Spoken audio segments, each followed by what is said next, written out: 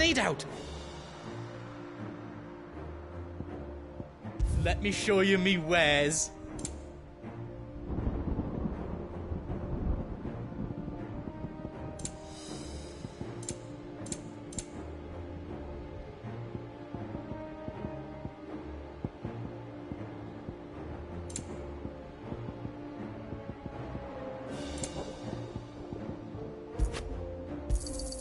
Is there else you need?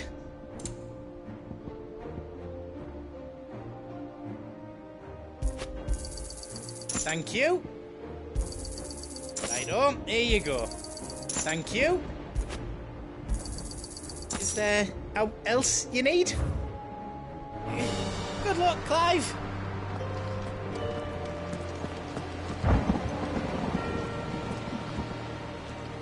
You see, Clive, we're not alone. If we are to win the day, we must all play our part. And ours. Ours lies beyond those doors.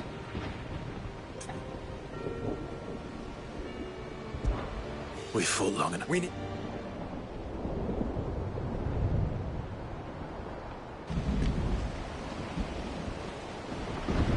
You all know what it is that awaits us beyond this gate. And we shall face it together.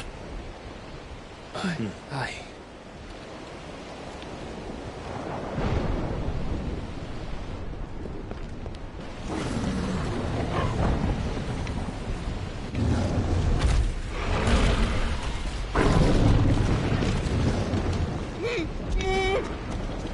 It seems our hosts would rather we remain.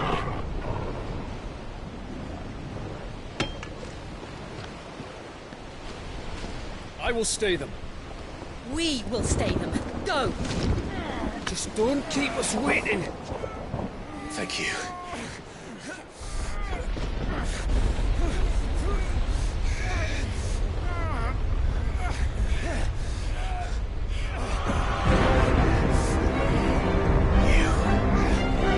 Welcome, sons of fire.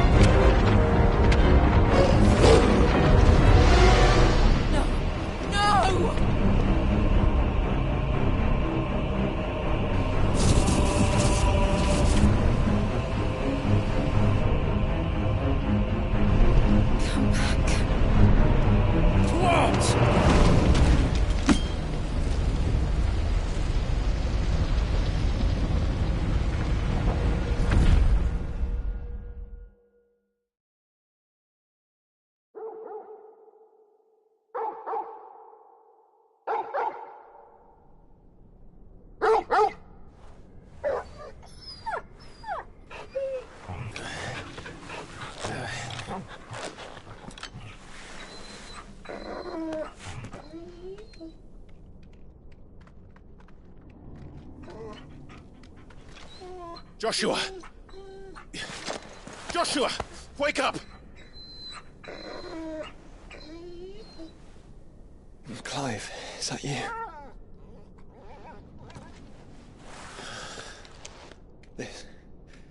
This isn't stone here.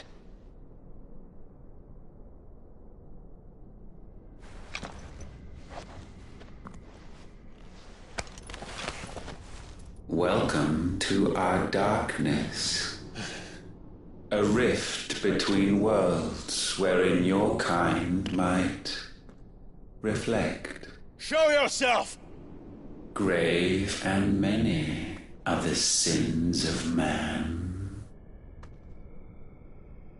And we would have you know them, all of them. As fate has seen fit to deliver you home, consider this our welcoming gift.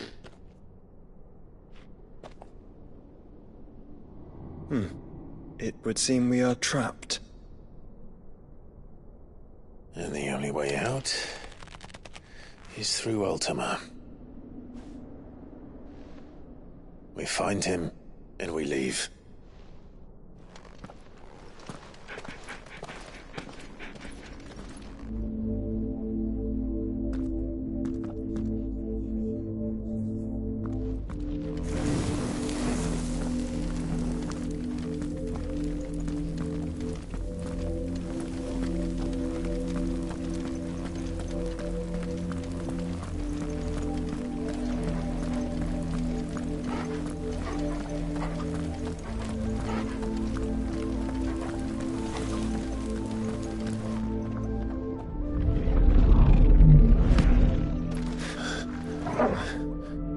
If you are to comprehend the full extent of your transgressions, we must go back to the beginning.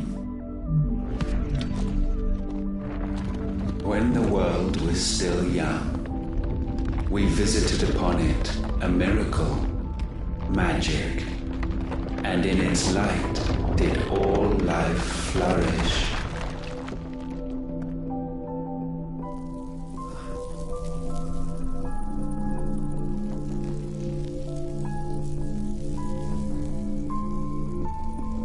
Yet the price for this boon would prove heavy.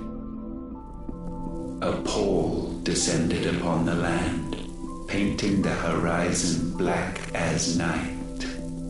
Though we labored to forestall its spread, in this one endeavor we stood powerless. And so we fled, that we might endure, that we might discover a means of salvation.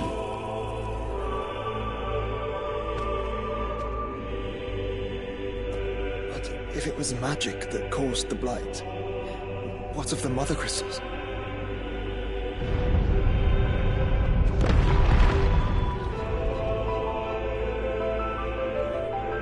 I expect he'll tell us soon enough.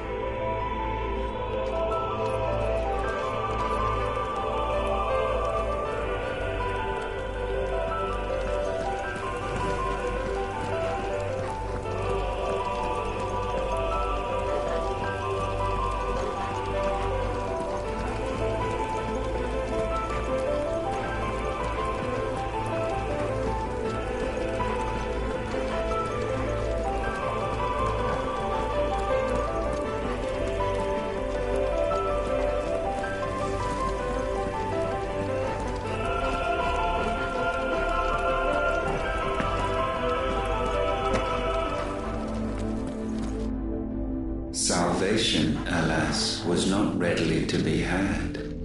First, we would require a land unvisited by the stain of corruption. An unprecedented journey lay before us, one beyond the limits of our fleshly bodies. And so we cast them off. Thus, stripped to our very spirit, did we find our new paradise. A land as pure as driven snow, Valisthea.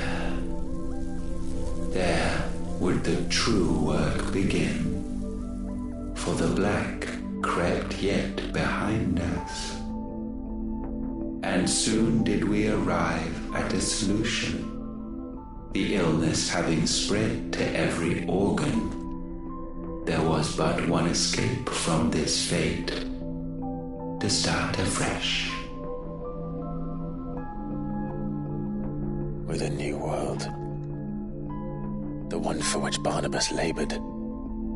A paradise free from the blight where his God awaits.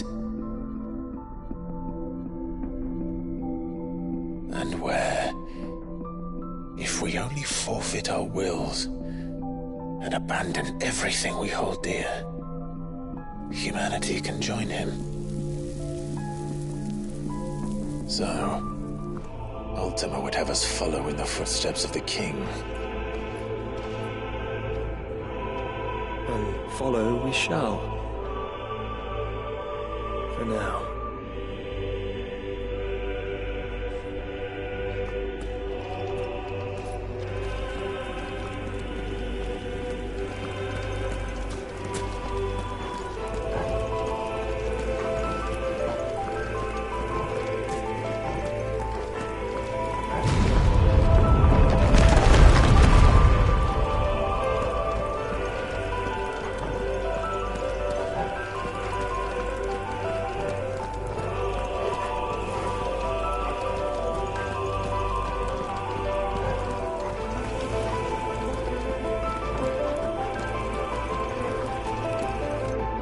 To forge a new world would require not only power, but a constitution strong enough to wield it. Acquiring the first would be simple. Untouched by the blight, Valisthea was replete with ether, and we had only to place jewels in her crown to claim it. Acquiring the second, however, demanded creativity. And so I cast forth the seeds of humanity. You created us. Is that not what gods do? We sowed the seeds for you, Muthos, all that you might one day blossom. And our future thus secured, we thought to slumber, though that would prove a grave mistake.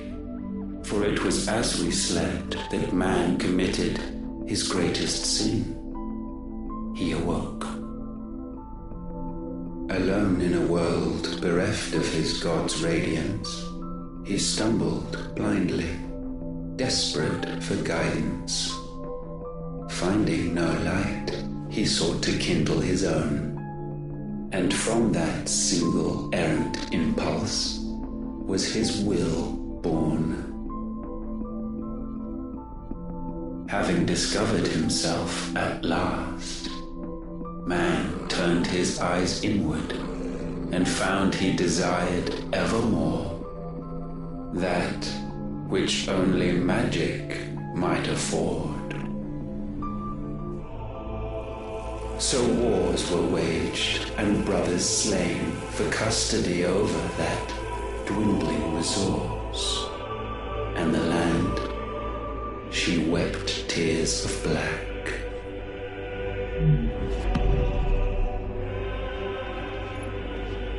He would condemn us for this. Surely he cannot be so blind to his own hypocrisy. Not blind, just unwilling to admit the truth. But we're one and the same.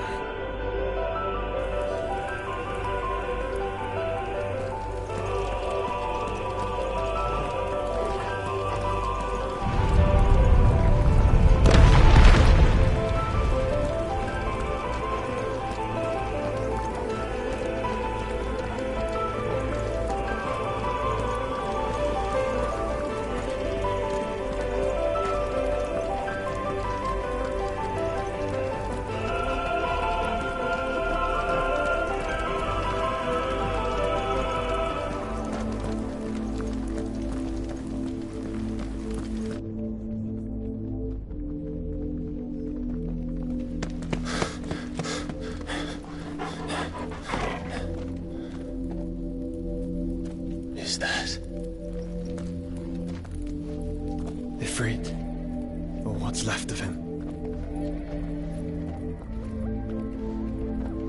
Long have our ashes lain cold for want of a spark. Cast your eyes upon them and see what you must become.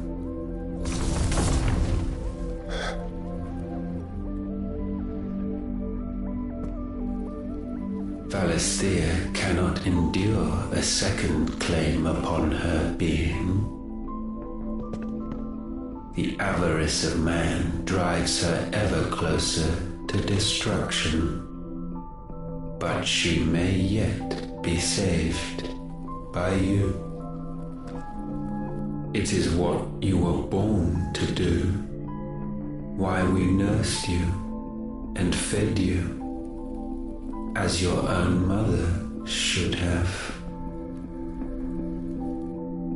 And now that you are fully grown, our Muthos, it is time at last for you to serve your purpose. To right your wrongs. If our sin is wanting to survive, then you are as marked by it as we are. The fault is yours. Our wills were born because you abandoned us. And now, you would have us forfeit them. All for a place in your new paradise. Do you imagine yourselves worthy of one? Mankind has no place in our world. Is this truly so difficult to comprehend? We only ever require you, Muthos, when the time comes to bid this wretched realm farewell. None shall follow, none shall remain. What do you mean, none? This is our world. Once the land's rebirth is complete, humanity will have served its purpose. Why would we continue to suffer that which has caused us so much vexation? Because the land doesn't belong to you. It belongs to us all!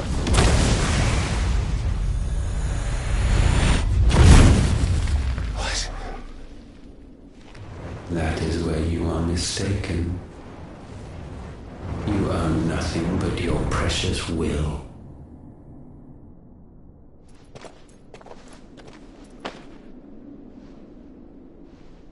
Brother.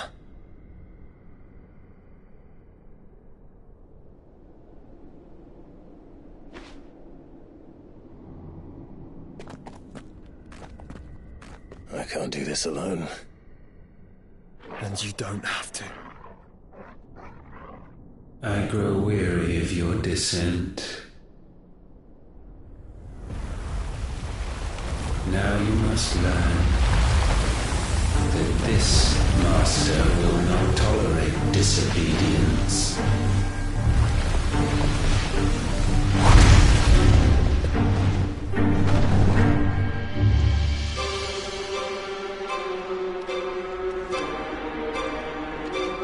My friends, my family. We have all suffered, all fought to survive. This world may be flawed. It may be broken. But it's all we have. And if we can't share it, I see only one other choice. You have to go. You may have created us, Ultima. But it's time we lived on our own terms. This isn't your world anymore.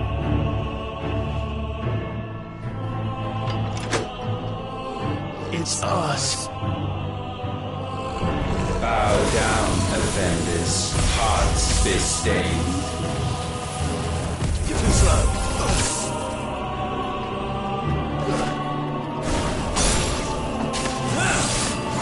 Nice try.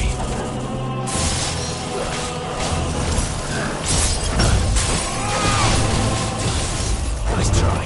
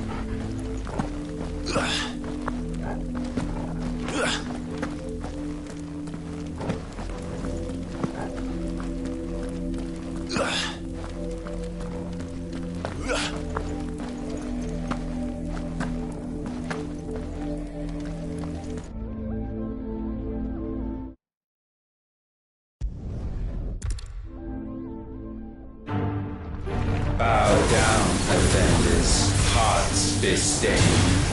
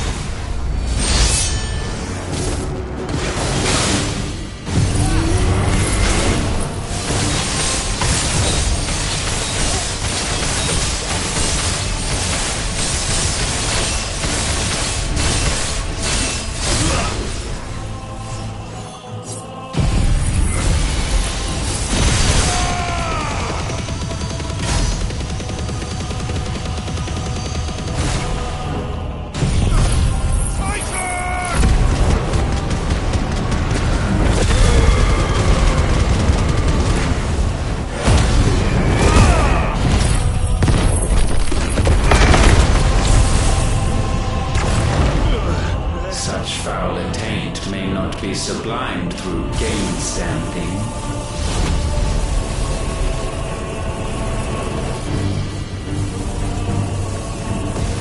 Only with heads hung low is penance paid. O wretched mortals incapable even of contrition, in fitting season shall we reap.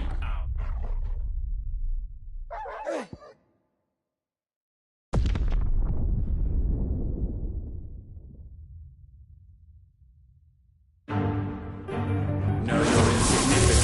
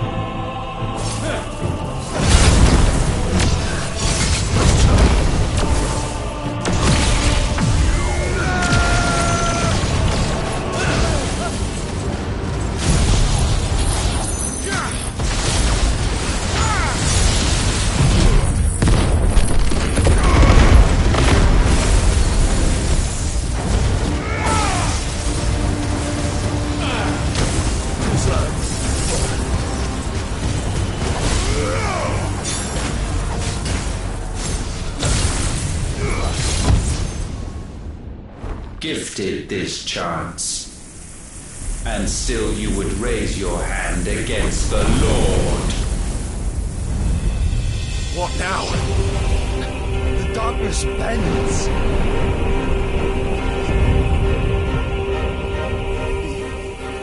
He means to end us. It wouldn't be the first time. But let's make it his last. Your fate is inexorable. Surrender the vessel unto the darkness. Surrender it unto us.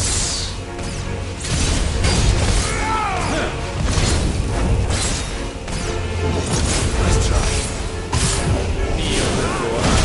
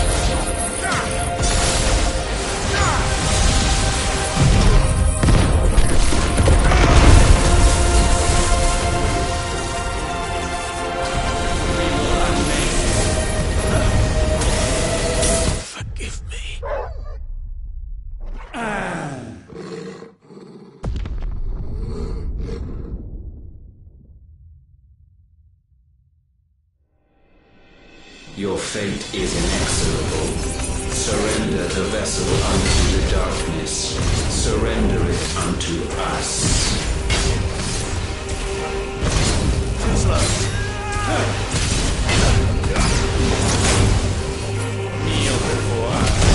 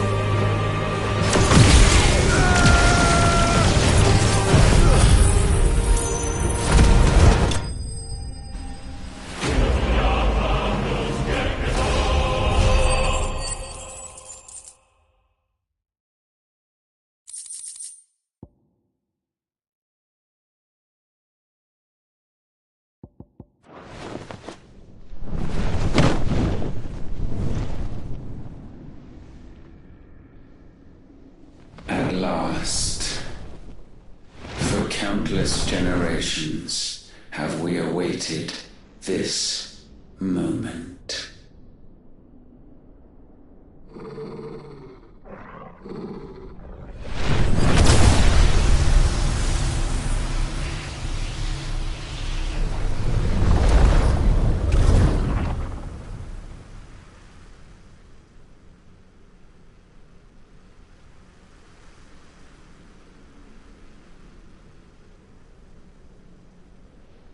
Your struggles have made you strong, yet your soul remains heavy with sin.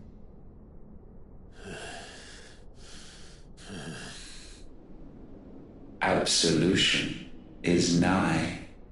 Repent, and all shall be forgiven.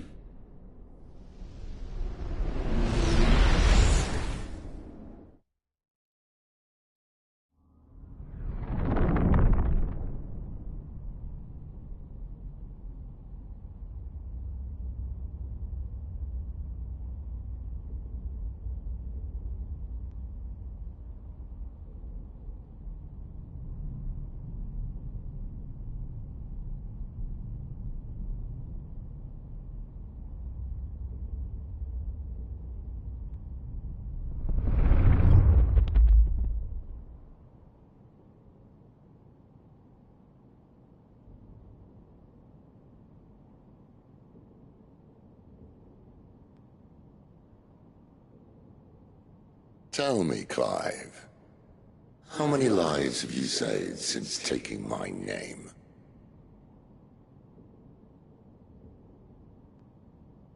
Fewer than we have ruined. Wherever we go, we leave a sea of tears in our wake. These are the wages of your will, son. What good are our choices when all they ever bring, all they will ever bring, is death? There's no atoning, Clive. No matter how hard you try.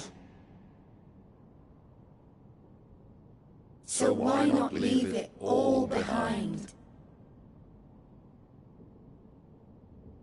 Leave it all behind.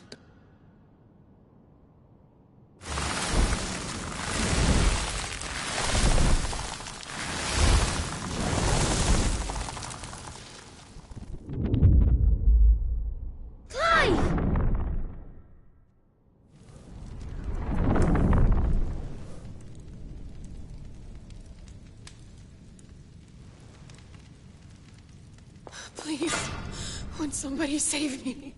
Won't anybody love me? I yearn, yet still she is not mine. Have I not given enough? From will is born desire, and it is this which consumes you, rendering you incomplete. Do you not see how the world bends and warps under the weight of your hungering hearts?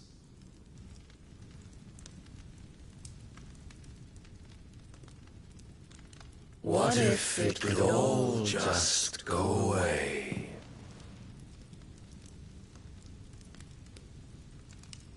Just go away.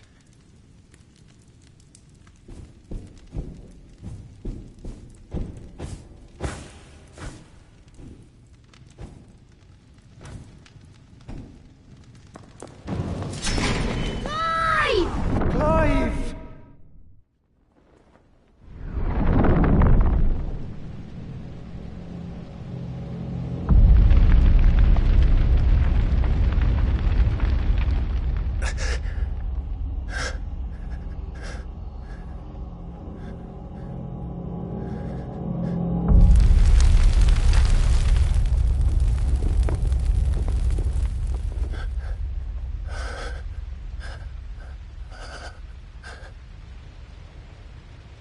None of this is real. Wake up. It's time to go home, Clive.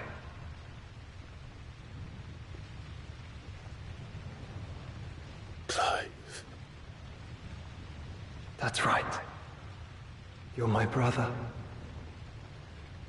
Brother.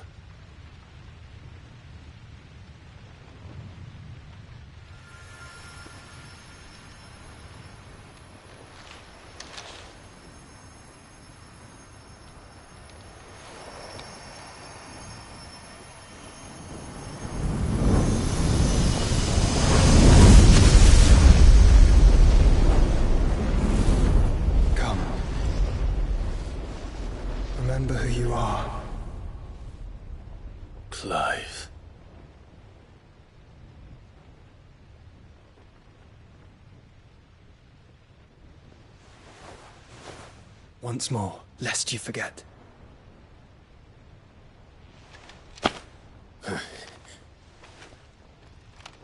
My name is Clive. Clive Rossfield. Look. Ultima.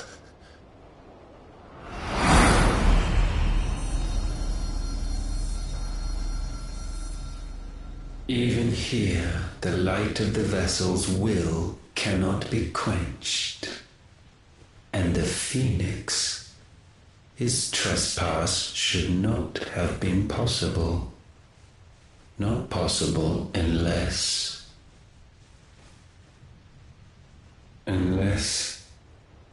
he has been with Mythos all along. The mark of the Phoenix, emblazoned upon his heart, made manifest by the power of will alone. The power of creation. Can it be? Are their wills truly so potent? Are you still talking?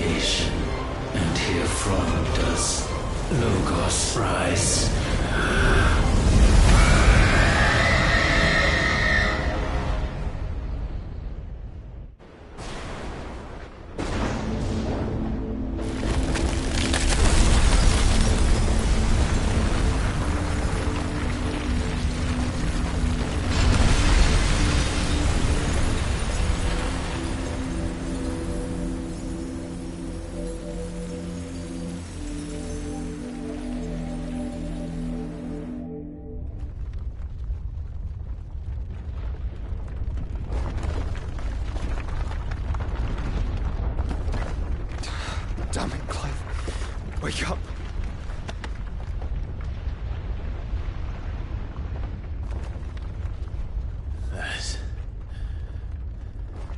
Hurt. Sorry to wake you, but I think it may be time to leave. This place.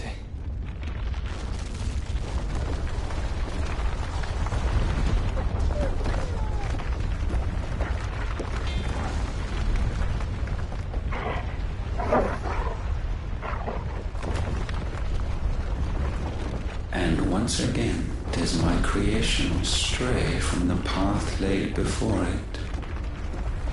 Steeped in conceit, you fancy yourself a god. You embrace Logos. But we will put an end to this hubris. What are you talking about?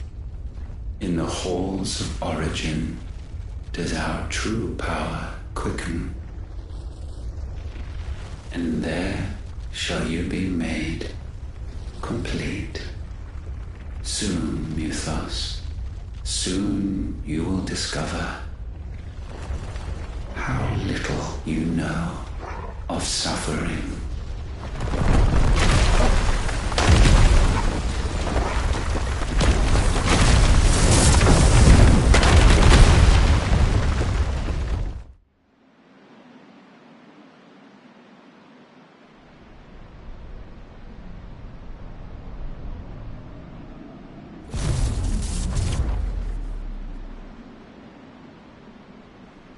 And so the crystals are no more. Yet in their silence, a new song rings. Its chorus building, a crescendo as it enters its final movement, stirring those long aslumber to waking, and back to their origin.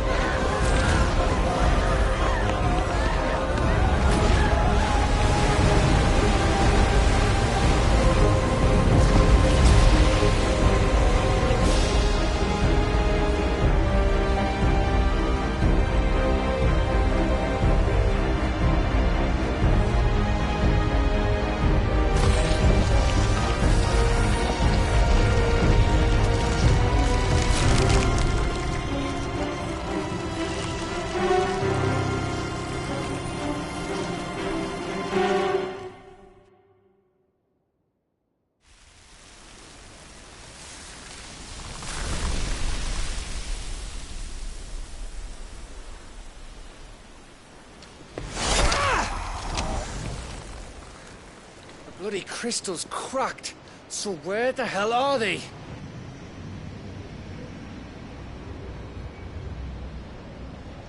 Oh, fuck me.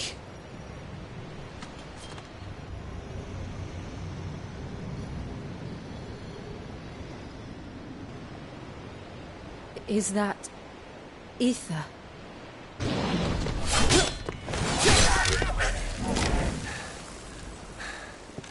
What in good Grieger's name is going on? This is wrong.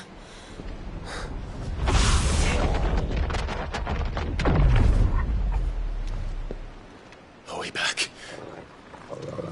Clive! Joshua! Jill!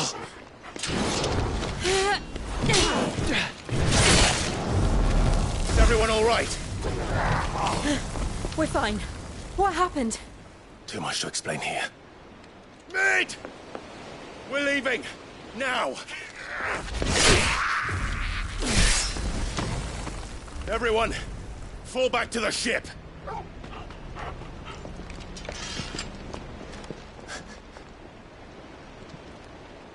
I will be with you anon. Thank you.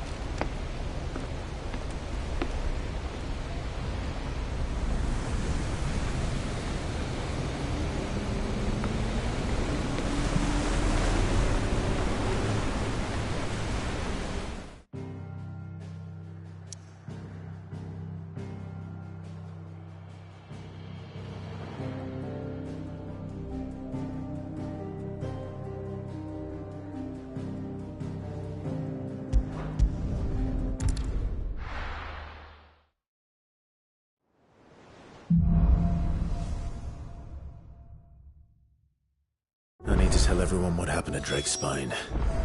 And I'm going to need Otto's help.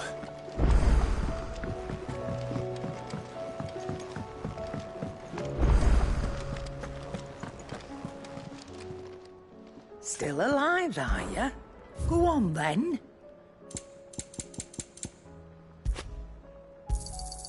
You're rubbing me blind, you know. Come again. Or don't. I'm not much bothered of. Aye, it's a dangerous world out there.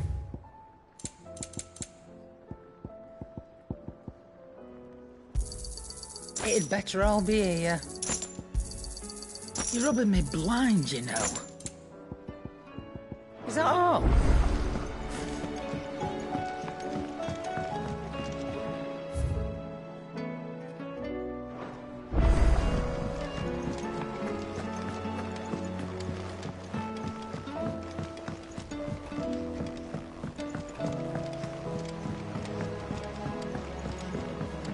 something about it. I feel like it's... Still alive, I see. Something tells me that eyesore on the horizon is your doing. How'd you manage that? It's a long story. One that I'd rather only tell once. Right. All hands on deck, then.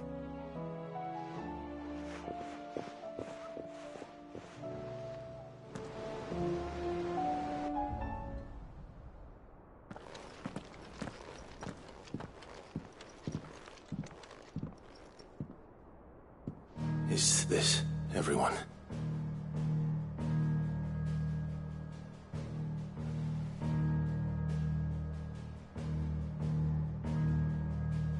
As I'm sure you've all guessed, the crystal which now commands the eastern skies was summoned by Ultima.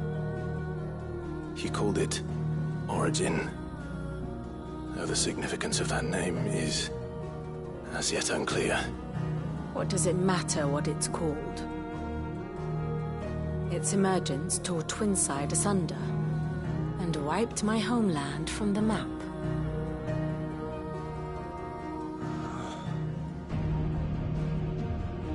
Mention of the Dominion spires can be found in the oldest of Valisthian records. But to the best of my knowledge, none provide any hint as to their true nature. That they would prove the horns of some slumbering demon.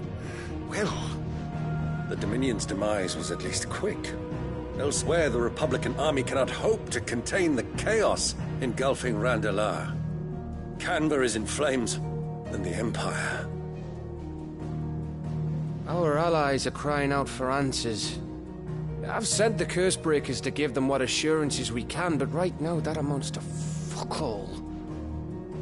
They wouldn't be able to stop what the skies have started in any case. People here and across the realm grow sicker with every passing day. Could it be that this new Mother Crystal is like the others? That it draws upon the land's ether? It certainly looked that way from Stonehere. If that were true, it would explain the hastening spread of the Blight since the crystal's appearance. Would it not? And as the land's ether slowly rises to the surface, it pools, corrupting all who cannot channel its energies. Archay above, ether floods below, and in the middle, here we languish, hopelessly entrapped.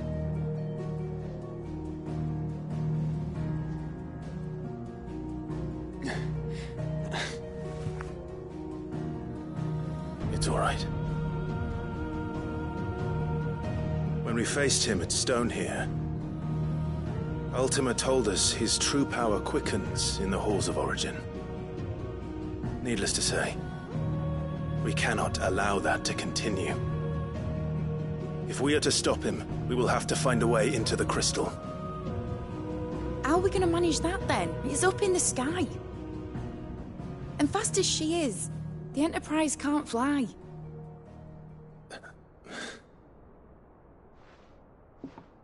It's a lot to take in, and I reckon we'd all benefit from some time to clear our heads. The answer will come to us. Don't you worry. Ain't that right, Clive? Right. That's right. Well, go on then. Bugger off.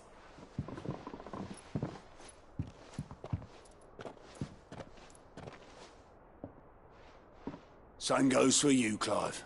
You won't solve anything like this. Trust me. Go and get some fresh air, eh? Thank you.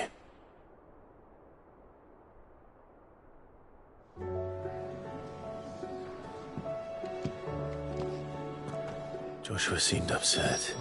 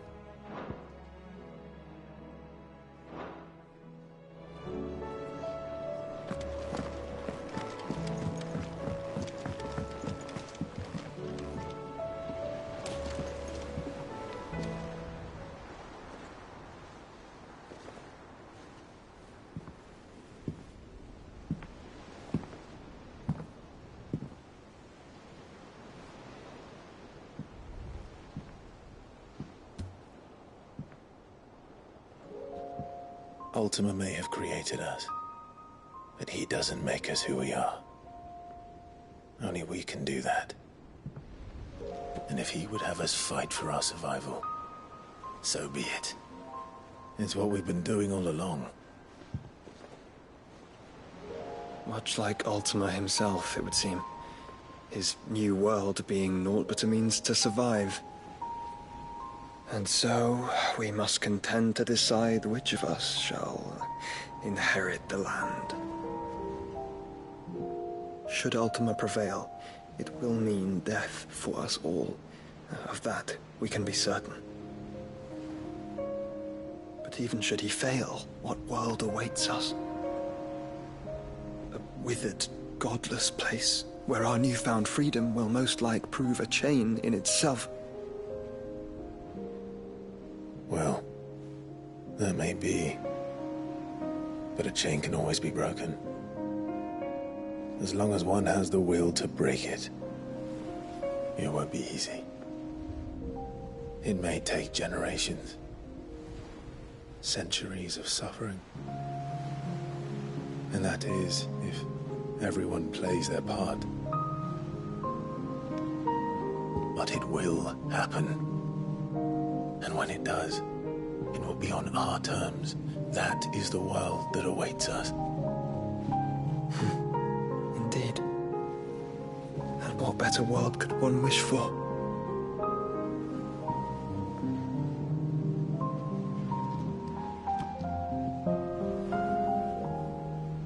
But first, we have to reach that crystal. Then it's a good thing I have wings. You can barely stand, let alone fly. And only the Founder knows what horrors await in those skies. Are you certain about this? Am I certain? I am the Phoenix. I will do what I must. This is our fight. Remember.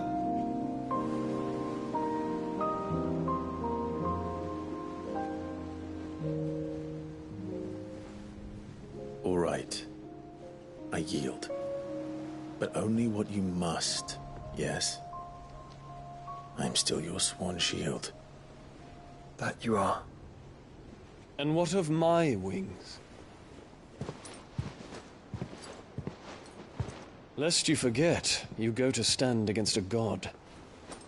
I would not have you succumb to fatigue before the fight begins.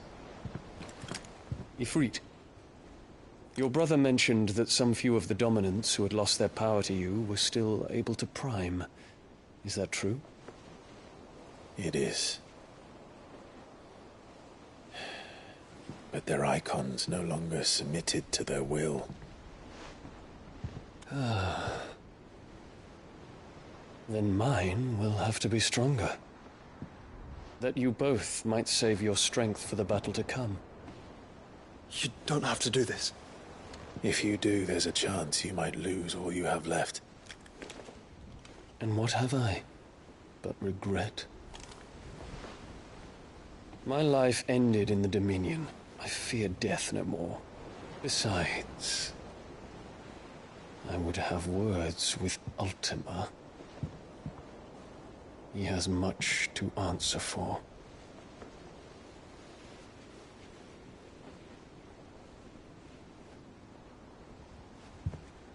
We are in your debt, Dion.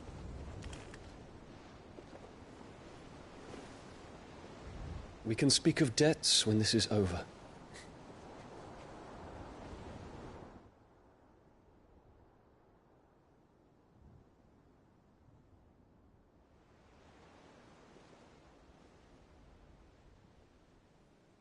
He speaks like a man who knows he's not coming back.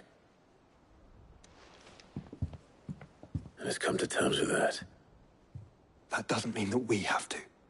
Does it, Clive? Time to talk to Jill.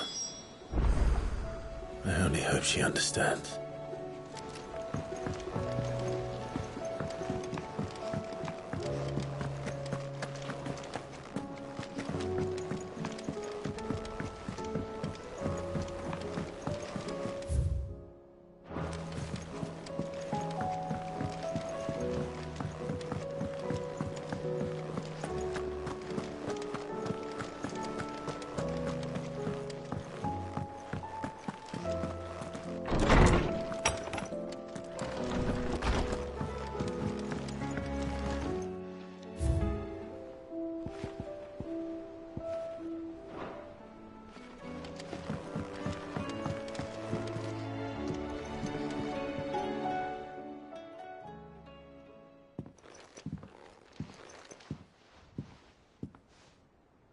come to wish on a star. That might not be such a bad idea. This is it, Jill. You know what I have to do. Why I have to do it. There's no turning back now. This is where our journey was leading us. Where it will end, for better or worse. I could pray to Metia for you. But you'll be all right, won't you, Clive? You always are. I did promise we'd watch the moon together. I'll be waiting.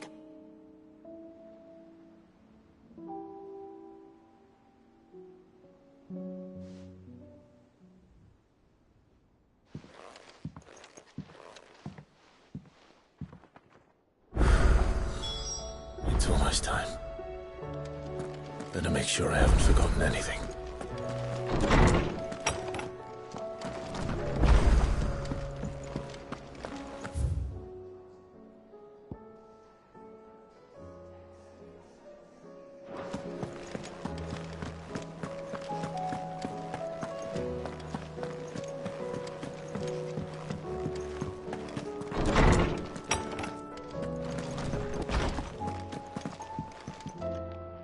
Cid, perhaps you can help me solve a mystery.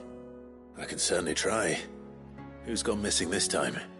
It's not who, but what. Mid's scales, the ones she made for her workshop. I borrowed them to teach the little ones about weight, and shortly after the lesson, well, they vanished. My first thought was that they'd taken them off somewhere to play, but when I asked, they swore they had nothing to do with their having disappeared. Which almost certainly means they had everything to do with it. Perhaps a visit from Cid will jog their memories. I think it just might. Thank you. I don't like to imagine that my pupils would lie to me. But if they have, I'll have no choice but to discipline them accordingly. They were in the atrium when I last saw them. As always.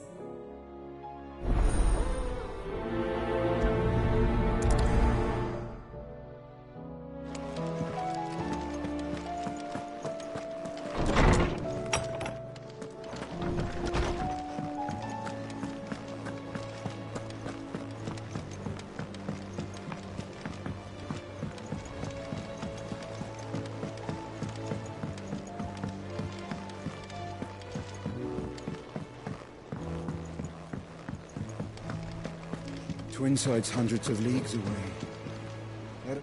Clive! Oh, am I glad to see you? Is something wrong? It's Blackthorn. He ain't himself. And if I'm honest, he ain't been for a while. Normally it only takes a couple of drinks to perk him back up, but not this time. Something's getting him down. And whatever it is, he ain't telling. It's like he's lost his spark, you know? He's barely got enough fire in his belly to get the ump about stuff. But I'm thinking he might if we both bent his ear, because he respects you, innit? So, what do you say? Fine. If you think it will help. I knew you'd understand. But if he doesn't want to talk, we let him be. He'll open up when he's ready. All right. Now, he'll only smell a rat if we both turn up at once. So, I'll go first, and you can meet us at the forge. Wait a bit, then head over when you're ready.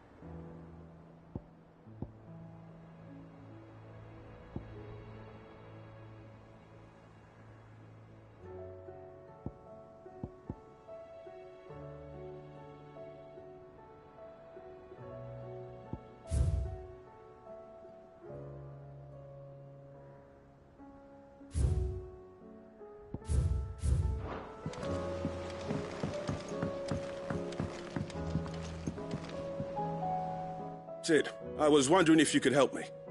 It depends what with. A bearer, but recently freed from his bonds, is keen to join the Cursebreakers. As you know, the work we do is not easy, which is why we test every volunteer's suitability. I was hoping you could oversee this one's evaluation. I don't mind, but why this one? Because he wants to be a scout. Our ranks are filled with men and women capable of breaking chains and putting slavers to the sword. But scouting, we're few with the nose for that, which is why we still rely so heavily on Gav. And since he accompanies you on so many of your missions, I thought you might be better placed to recognize the traits in him that we should look for in those who'd fill his boots. Sounds reasonable. So you happy to oversee the boys' test, then? One can never have too many scouts. Truer words, Cid. I'll let the initiate know that you'll be attending his trial, and that he is to proceed directly to Northreach in readiness. No time like the present, eh? No time like the present. I'll await you there.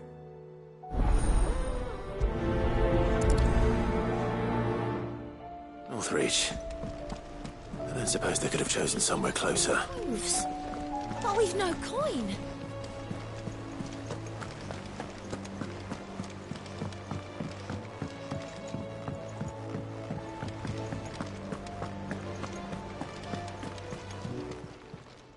Fancy a look at the list, do you? Quick look.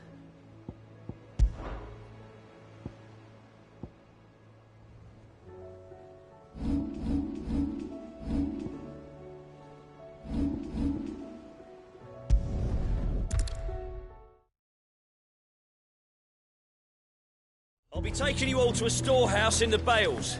Leave anything you don't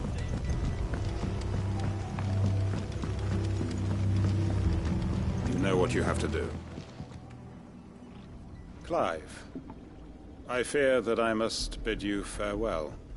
As you know, our time grows short. The Lord Chief Justice's vultures are circling. We must strike now. Before we part, I want you to know that, though I may not always have been your most vocal ally, I trust you, as I trusted your predecessor. Thank you. I appreciate the sentiment, and I understand more than anyone how you feel. But is revenge really the answer?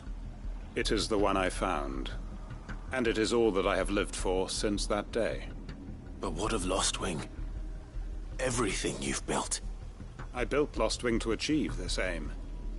Once it is done, the village will have served its purpose. My comrades and I are sure of our cause, and we shall fight to the last, come what may. But there are those among us who cannot fight. Children, the elderly, bearers afflicted by the curse. I would place Lostwing in their hands, if I thought it would do them any good.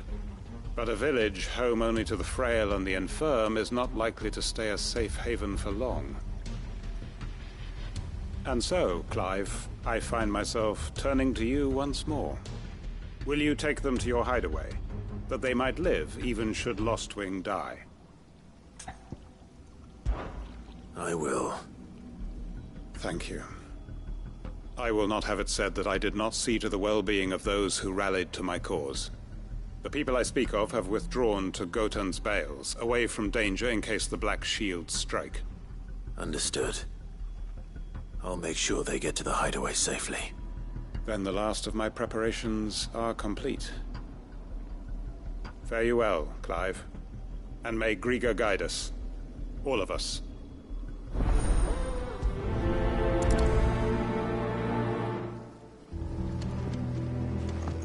To Gotan's Bales, then, and quickly, before anyone else finds them.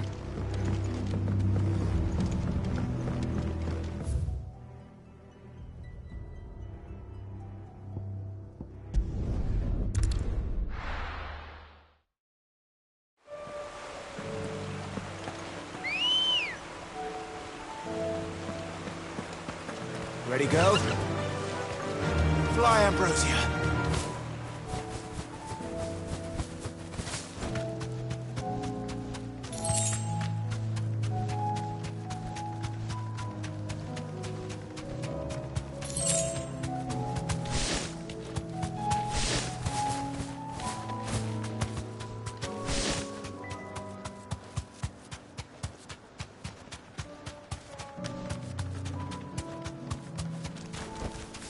to the stables, Carl.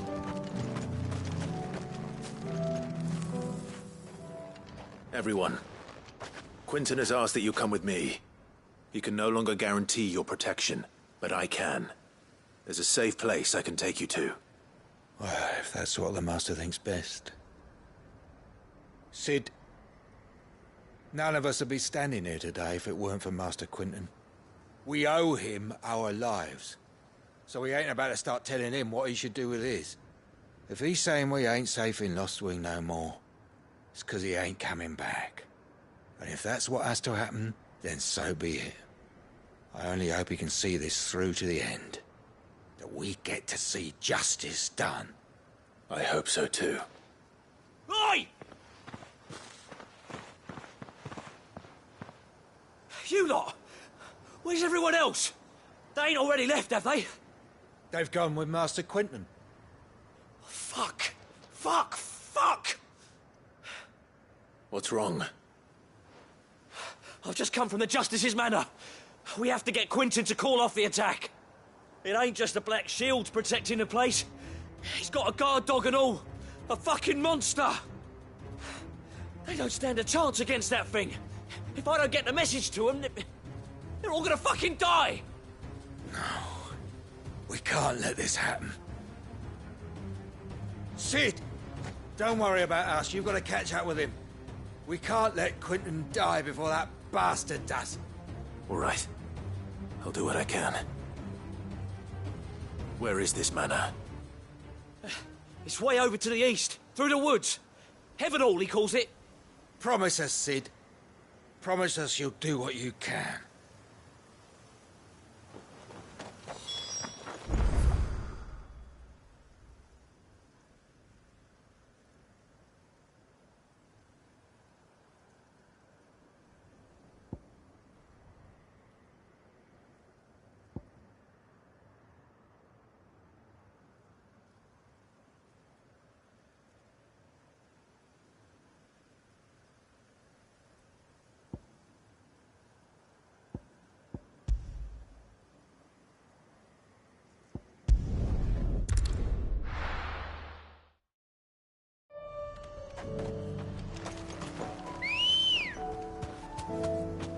Good girl.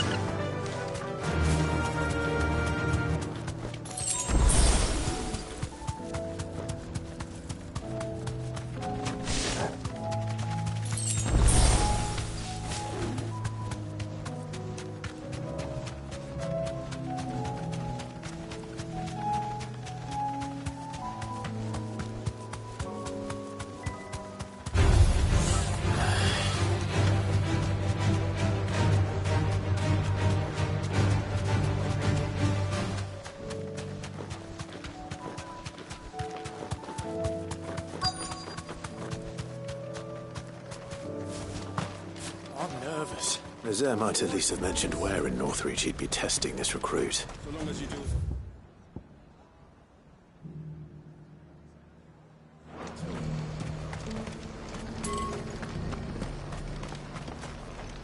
Do you see anything you like?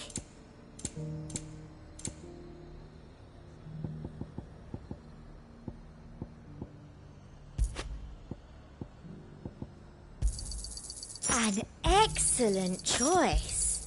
I do like a customer who knows what he wants.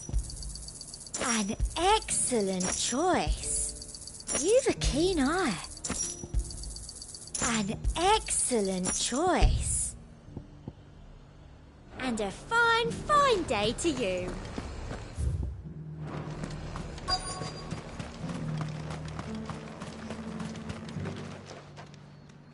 Well met, Cid.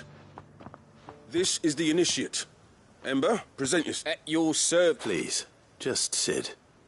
There are no masters here. Oh, of course. Thank you, Cid. The sergeant says you'll be evaluating me at my trial. To become a scout, yes. You are aware of the dangers inherent in that role. I am. But I swore I'd face them. Just like the man who saved my life. Who would that be? Gav. It was him who found me and freed me.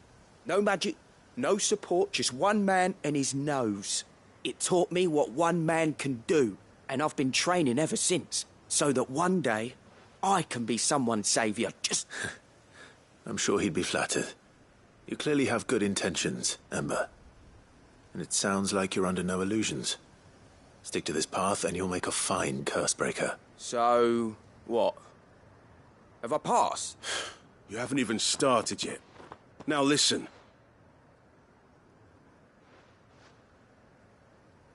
Not far from here is an Imperial lookout, Eastwatch. The guards there record all their sightings in a logbook. You are to find it and bring it here. And bring it here, right. Anything else? No. Sneaking into a heavily guarded Imperial outpost and stealing the logbook would be quite sufficient. You'll need to assess the situation, determine a point of entry, create a distraction and effect an escape, all without being discovered and thrown into an Imperial oubliette. Ember, Gav isn't our best scout because he can do everything. It's essential that you know your limits. Know my limits, right. I won't let you down.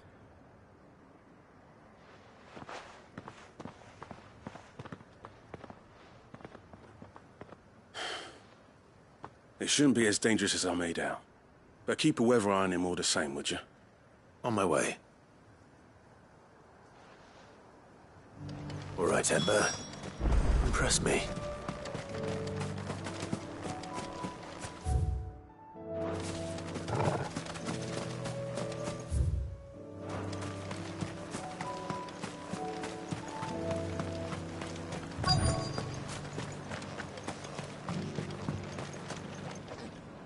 Might I interest you in some swansdown? Perhaps some seersucker? Or herringbone? Just some linen. 2 bolts. Already paid for in full.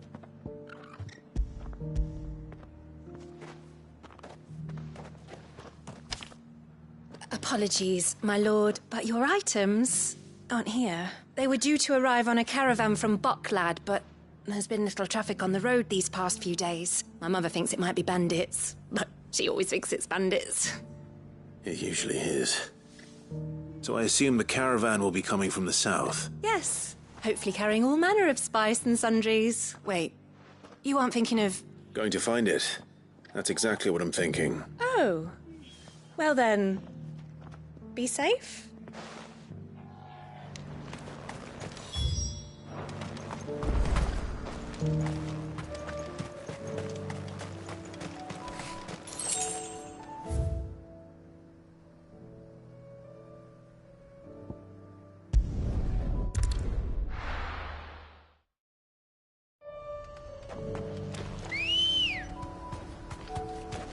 Come on.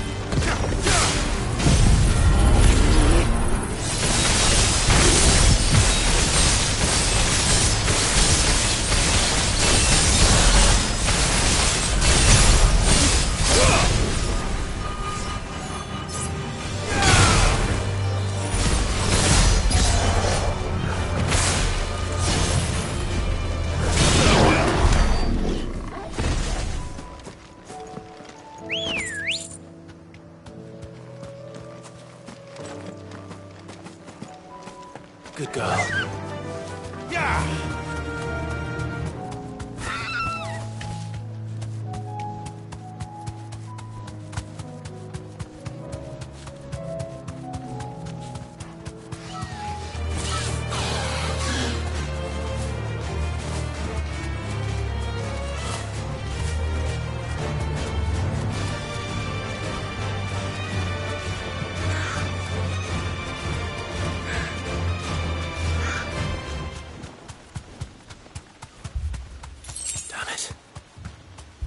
Don't tell me I'm too late.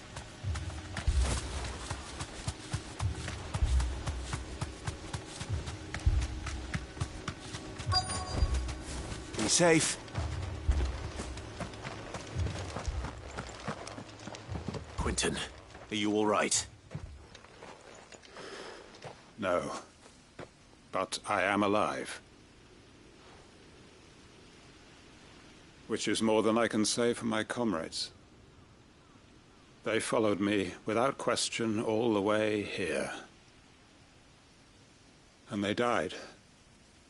For nothing.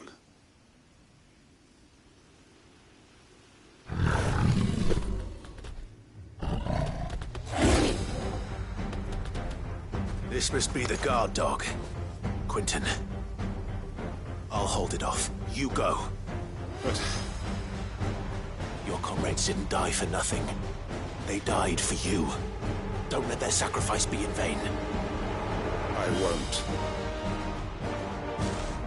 Come on, then.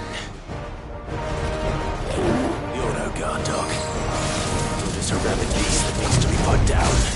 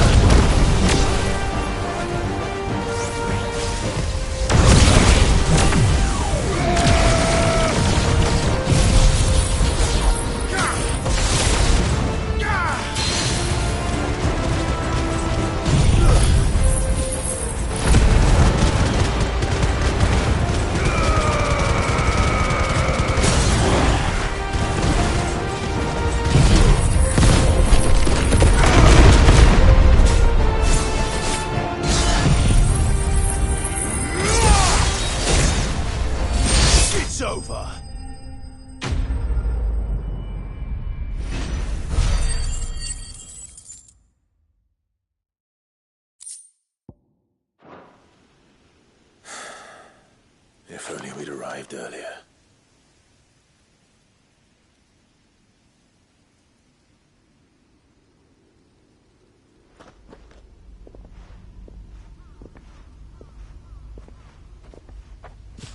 Is it over? It is. He wept and begged for mercy. And I cut him from ear to ear. Just as I dreamed of doing all these years. All my plans. Building a haven in Lostwing. Freeing bearers from their chains and recruiting them to my cause. It was all for this. But what is this? Justice? My faithful comrades. All those lives lost. So that I might take another. Quentin. Master Quentin! Oh, thank Grieger you're safe. You're alive. And so are you. I'm so sorry. I tried to warn you about that thing. And I hate to say it, but there's more bad news. It's Lostwing. It's been flooded. What?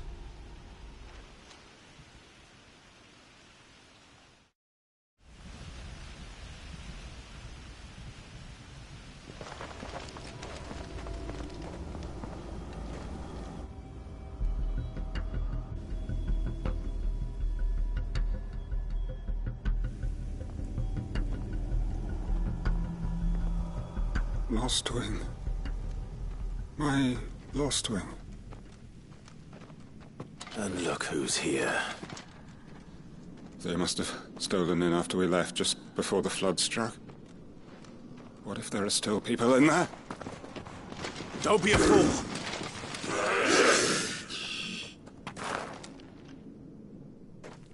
Damn it.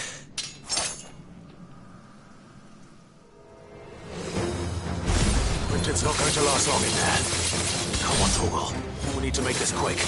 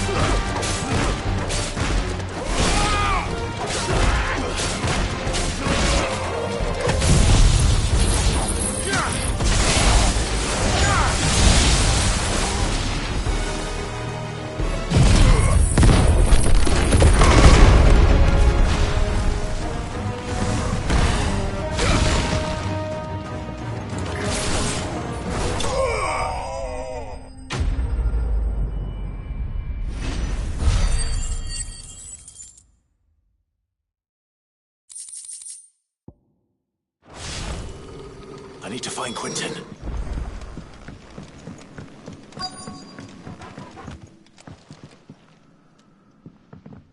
Quentin! Quentin! Look at me! Thank the Founder. He hasn't turned. I'm going to get you out of here.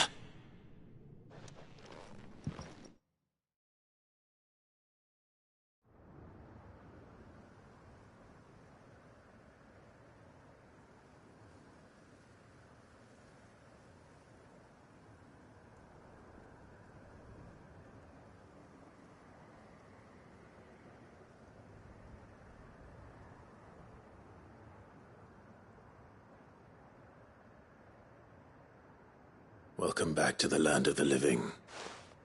Is Lostwing? The flood has filled the valley. I see. Then all is at an end. A strange way to achieve one's life's ambition.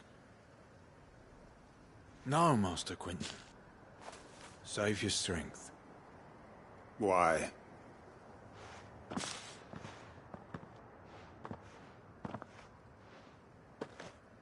All that I strove for is gone. Only emptiness remains. I have nothing left to live for. What the heck are you on about? You've got us, ain't you? Don't try telling me you only freed us so you could get revenge. We're more than that to you, and we all know it. I thought you weren't coming back. But I prayed, and you did. There's got to be a reason for that, right? Can't we just go back to how it was? You know, you looking after us all. Your work ain't over yet, Master Quentin. We believed that you were the right man to lead us, and we still do. Your village may be lost, but it seems your people aren't. So long as you remain to guide them. But why? After what why would anyone follow me? 'Cause we're family, aren't we? Family? Yeah.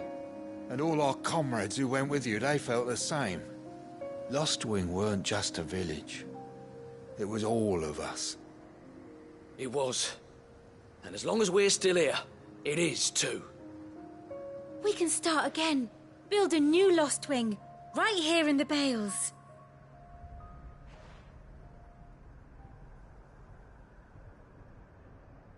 A fresh start. One life ends, and another begins. Why just a village? We could build towns. A nation, even. What's to stop us?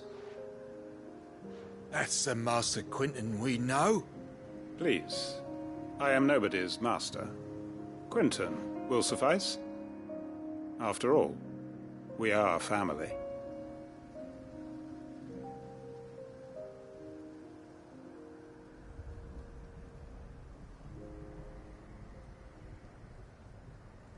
Permit me to withdraw my request.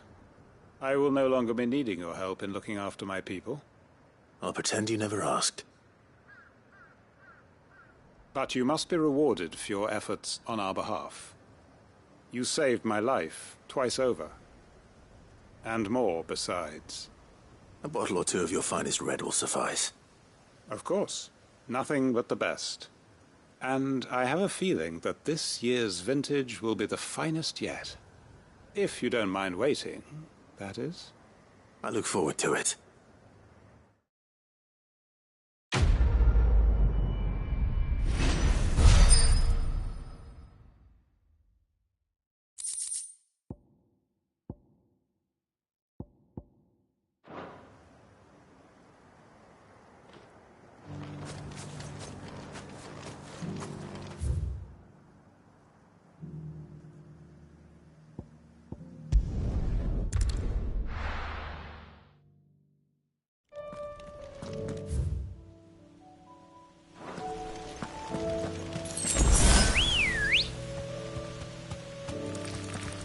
Good girl. Fly, Ambrosia.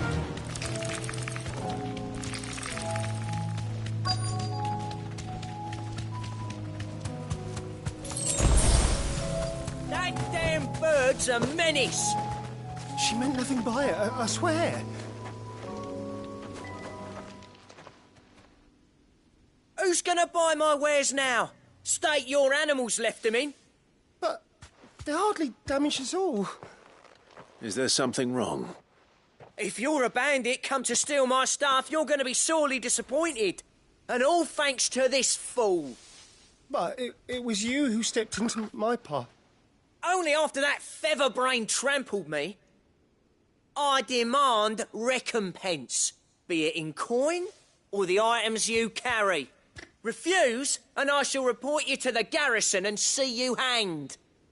These goods are expected in Northreach. I mean, they're not mine to give away. You wouldn't happen to be on your way from Bocklad, would you? I am, but did someone from the market send you? Please, you have to help me. I can pay whatever you ask. So the fool has protection. And coin, too. Sorry, friend, but we'll be the ones taking it. Oi! Killer! It's time to collect! I told you not to call me that. And we'd have already collected if you hadn't insisted we'd put on this little act. Bandits! As I told one of your customers, it usually is. Let's get this over with. I'll deal with the bird lover. You take the handsome one, killer. Stop calling me that!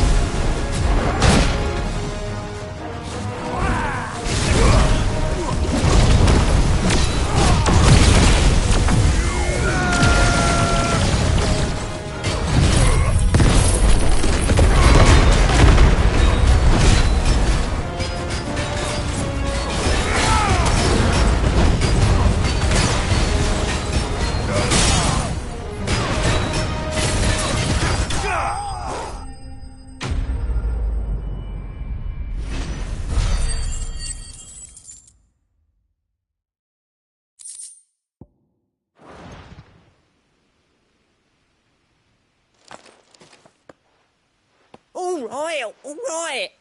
You made your point. Killer my arse. Did he hurt you? No, thankfully. He seemed intent on letting the bandit do his dirty work for him, and he would have succeeded had the Great Lender not sent you. My shipment is safe, and my livelihood with it. You must allow me to reward you. We can speak of that once you're safe in Northreach. I'll accompany you there.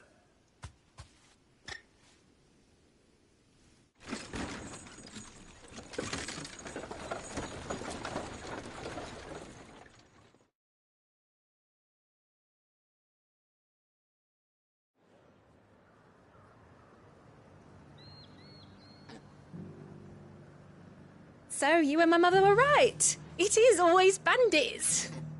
And were it not for the kindness of our free sword here, you'd be buying your order back from them at twice the price. Now, if you don't mind, I have a pressing appointment at the Vale before my return to Bocklad. Farewell. Oh, I almost forgot. I suppose you'll be wanting your linen. You'll be happy to know both bolts arrived safely along with the rest of the delivery. I've also added a few extra lengths of our finest fabrics to the bundle. Free of charge. Are you sure? My mother would insist. It's the least we can do for the man who saved our shipment. That's that done then. Now it's back to Hortense with her cloth.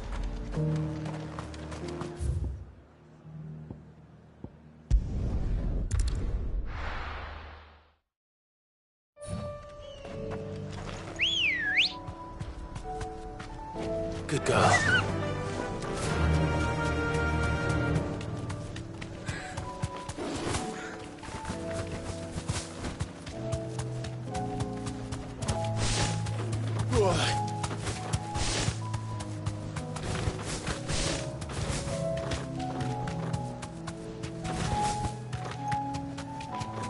These are clean kills. Perhaps young Ember really is ready. Or maybe not.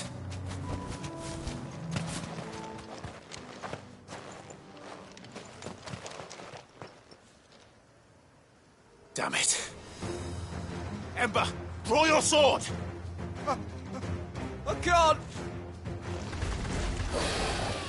Then run! If you want him, you'll have to go through me. Too slow. Nice try.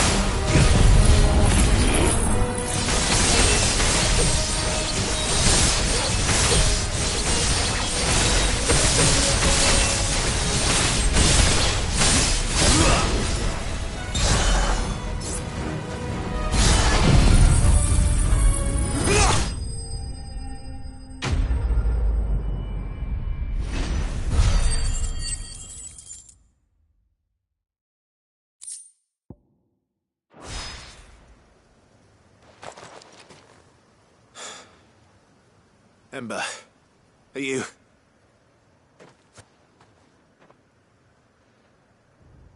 Gone. Of course. Scouts really are a rare breed. Back to Northreach it is, then.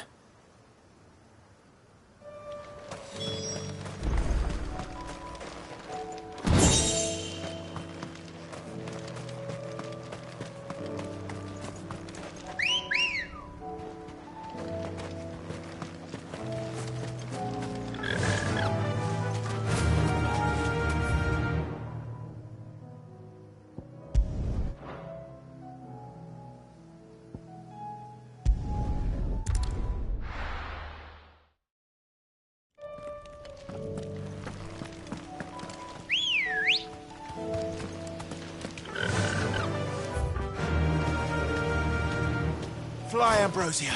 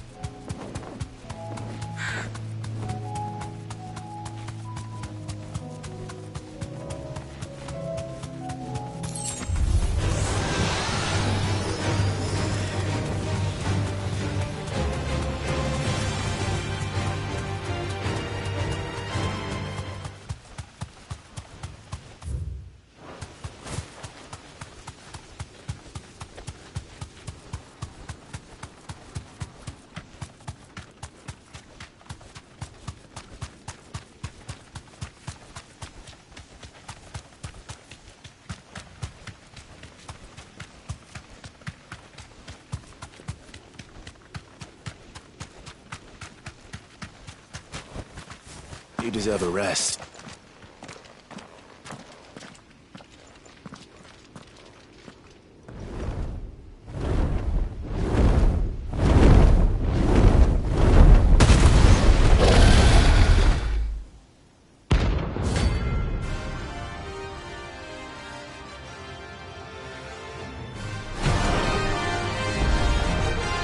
Flounder. This beast isn't to be trifled with.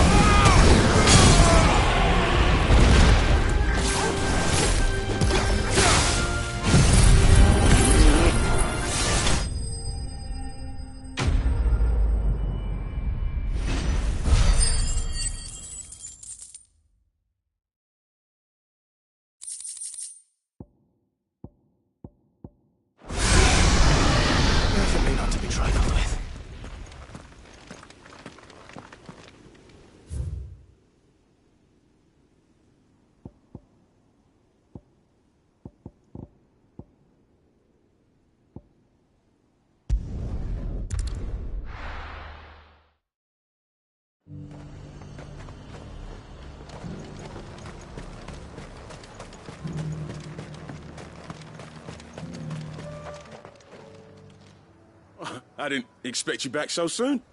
Where is Ember? How did he fare? I thought I'd find him with you. He must have fled. I followed him to Eastwatch, where I found him being set upon by a wild Avis. He was just standing there. Didn't even draw his sword. Step in and take care of things. But by the time I had, he was nowhere to be seen. I assumed he'd set off in your direction, but apparently not. Oh, I'm sorry, Sid. I knew the boy had a nervous streak, but he seemed like... The right man for the job? I believe this is the logbook you tasked me with retrieving. Eh? How did you... Don't you tell me you breached the tower while Sid was busy saving your skin. What?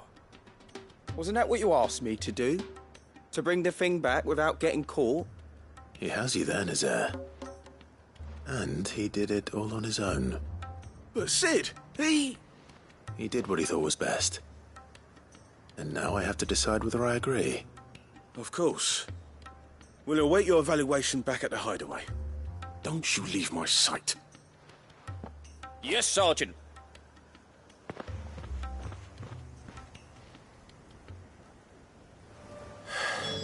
This won't be an easy decision.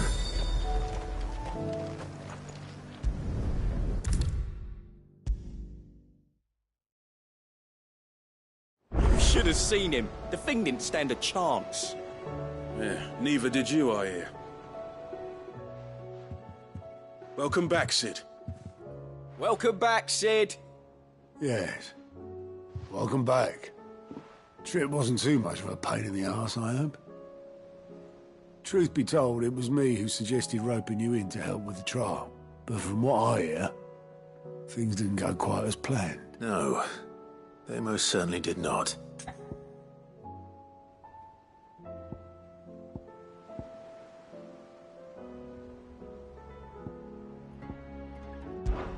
When faced with an unexpected foe, Ember froze. He did not run. He did not fight. Had I not been there, he would be dead. It would be too great a risk to send him out on a mission alone. Thank you, Sid, for your honest appraisal. Ember, you braved the tower and emerged unscathed. Yes, but only because Sid saved your skin. To me, that's no better than being caught red-handed. You failed the test. Wait, Sergeant. Ember still has much to learn, it's true.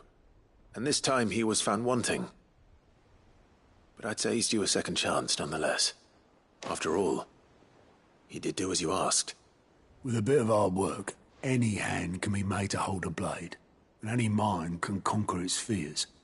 But a scout's nose is different. You've either got one, or you ain't. And by sniffing out that log, young Ember here has shown he has a conch and a half. Wouldn't do to waste it now, would it? Fine. One more chance. I'll do whatever you ask. I'll spend my days and nights in the pit if I have to. I'll show you. Just you wait. Daft as a brush, that one. But his heart's in the right place. Just like someone else we know.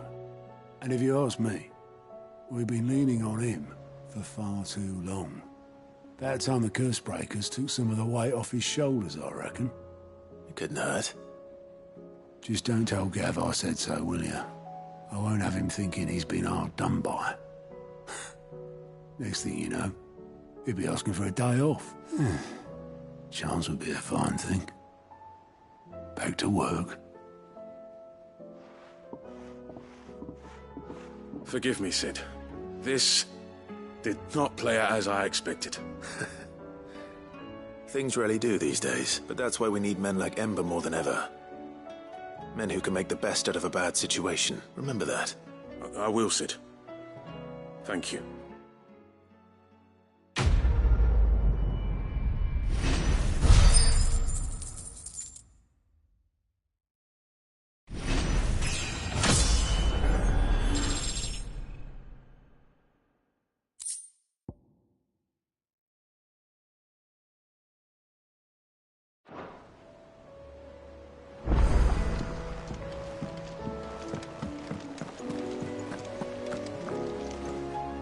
Clive, sorry again for sending you all that way.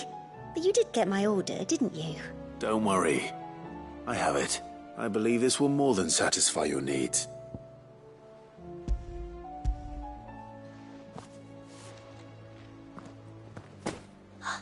Let's see here. One bolt of red, one bolt of blue. What's this? I don't recall ordering any silk or velvet or... Is this gold work? Krieger's ghost. If that devilet of a draper expects me to pay for these... You needn't worry on that score, Hortense. They were a gift. For services rendered. I can always return them if you like. Oh, no. Oh, there's no need to be hasty now, Clive. I'm sure I can put all three to good use. Speaking of which one's most to your liking? I don't know.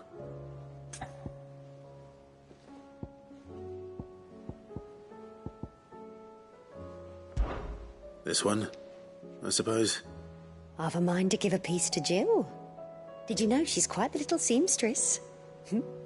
I know needlecraft was amongst her lessons at the castle. Her lessons? Oh, that's right. The two of you were raised together in Rosalith, weren't you? Not quite together, but when my father put down the uprising in the Northern Territories, Jill was taken as a ward to ensure that her father, the Silvermane, would keep the peace. She's an honest-to-goodness princess then, isn't she? I could tell, you know. Some people just have that air about them. Not many round here, mind. I'd offered to sew her something that might better suit her station, but she'd most likely turn me down, as she always does. Tell me not to waste the fabric when it's better used on the children. Don't take it the wrong way. She certainly seems to be attached to the last outfit you made her. Oh, sometimes I think she never takes it off. Or perhaps she'll make something for herself with your gift. Either way, I'm sure she won't turn it down. We'll see, I suppose.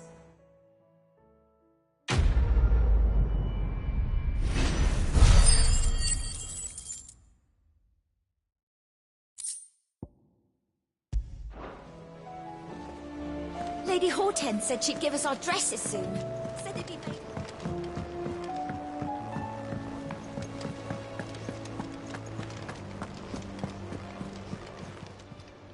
Oh, I wasn't expecting you back so soon. Your benefactors are a generous lot. You earned this. Best of luck out there, Sid.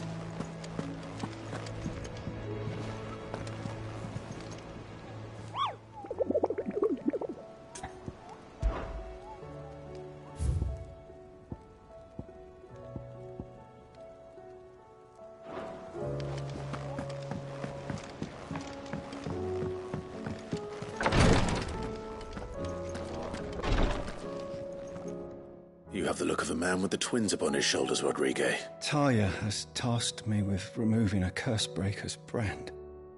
But it's my first time, and I don't think I can do it. I'm afraid of what happens if I fail. You survived, I know, but there as many die as recover. Is it really worth the risk? You don't need me to answer that. You know full well what we're fighting for. I hope as much as you that one day bearers can walk among others as equals. But until that day, a brand is a burden, and we must lift that burden. In order to go undetected, the operation may be dangerous, but it's also essential. And we undergo it willingly. I know. I still wish there was some other way, but griping about my lot helps no one, I suppose. Don't worry. I'll do what must be done. I know you will. Unfortunately, the first thing that needs doing is the preparation of a draft to dull the pain. Something I can't do with the infirmary's ammonia supply so low. What few leaves we have would barely be enough for removing a splinter, let alone a brand. Just tell me what you need. You'll go? Oh, thank you. No one knows Herblore like Talia, and she swears by ammonia for easing pain. It's simple enough to find, if you know where to look, and fortunately for you, I do. Along the river near the village of Amber over in Rosaria. Just search for the bright blue blossom.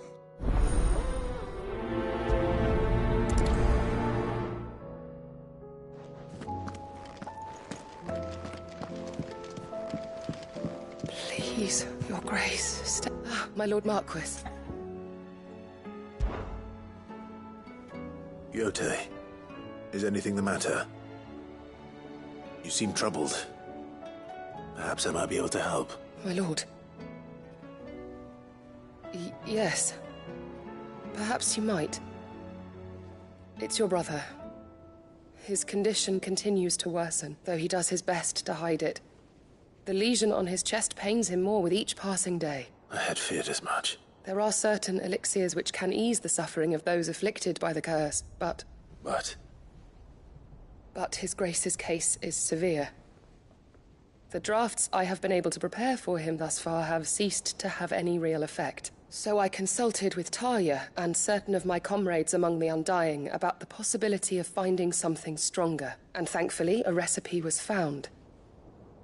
The only problem being that the critical ingredient is exceptionally hard to come by, and our supplies are almost exhausted. Unless we can secure more soon, your brother's anguish will likely become unbearable. My lord, I know that I have no right to make demands of you. But would you help? For Joshua's sake. For Joshua? Anything. Thank you, my lord. So, what is this critical ingredient? A rare herb by the name of stonerwort. It grows only where the ether is densest. The vigor it stores in its stems helps to counteract the curse. We discovered a patch near the aqueduct in Rosaria. But alas, yet more ether has erupted from the earth there recently, leaving the whole area flooded. The search continues for a new source. One that we might reach without being turned. So it's only that you can't reach it? The stonerwort itself is unharmed by the flood? Well, yes, but... Then I shall go in your stead. But, my lord... You've yet to find another source, correct? So for now, the aqueduct is our best hope. Besides, I'm a dominant. The ether can't hurt me. Well, if you're sure, my lord, stonerwort is easily identified by its blood-red blooms. Search around the aqueduct, and you're sure to find some soon enough. I shall remain here and prepare the other ingredients.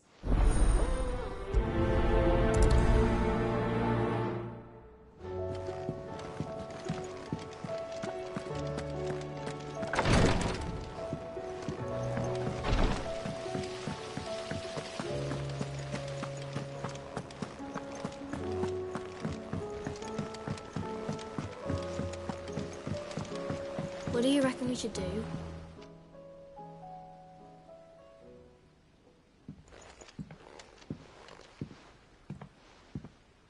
Sid!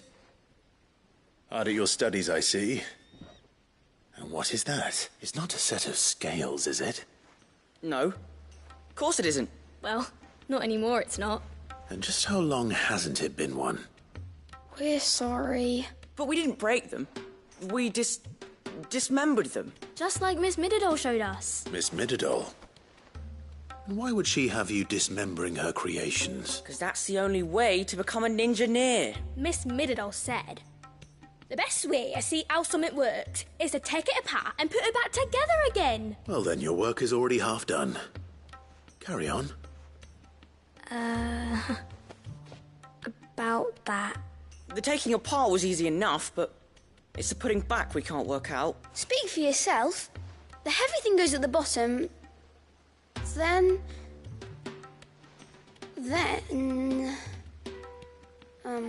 You three need to learn to take responsibility for your actions. So let's have a look at these parts with fresh eyes, shall we?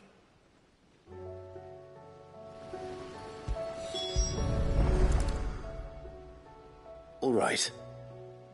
Everything here was once part of Miss Mididol's scales. Every piece has its own role to play, and each is just as important as the others. If even one of them is missing, the scales won't work. So let's think about what those roles might be. You already know one of the pieces. The body. Its role is to support everything else. But what of the others?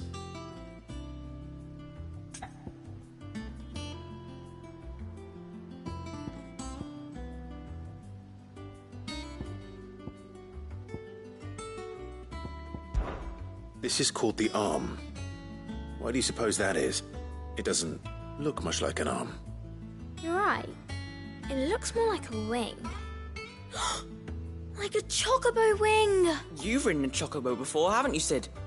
Will you teach me to ride one day? I'll think about it. Now, what do arms do? Hold things. So wait, maybe this arm holds things too? Good thinking. You're on the right track. These round parts are called the pans. You all know what a pan is, don't you? I do. Molly uses them in the kitchens to fry bangers. But these aren't for frying bangers, you idiot. They're for weighing stuff. But what if I wanted to weigh Goots? I don't think he'd fit on that little thing. Probably not. What are the chains for? Holding the pans up? Well spotted. Which means something must hold the chains up in turn. This tiny piece is what's called a cogwheel, or gear. Have you ever seen one before? I have. Miss Middledale's dungeon is full of them. Most are on the floor. She puts them in all her inventions. They spin round and round and round and round and... That's right. They're very useful when you want to make things move. Do you remember if there was anything on the scales that moved? I remember the arm moved when I tried weighing an apple. And then somebody ate it. It's not my fault. You shouldn't have tried weighing it before lunch. You know what part's supposed to move and how it's supposed to move. So, let's put the pieces together first, see what doesn't move, and then stick the cogwheel to that. Not a bad idea. You see? It's not so difficult. So, now that we've taken stock of the parts and learned what they do, what do you think? I think we've got it.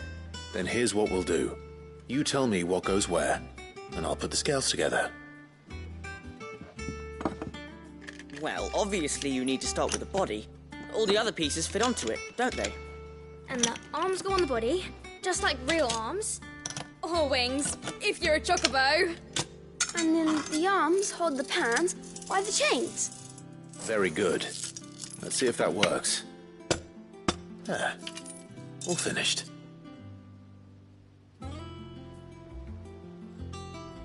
Yes! We did it!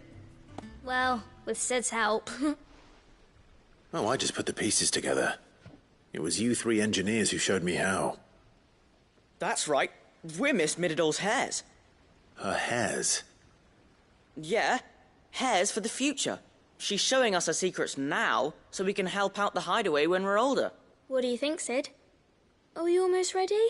With a little more help from Miss Middledale and Miss Shirley, I'd say it won't be long at all. You hear that?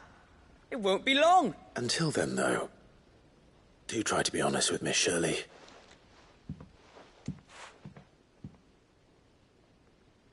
Hey, look! We never used the cogwheel. You don't think Sid forgot about it, do you?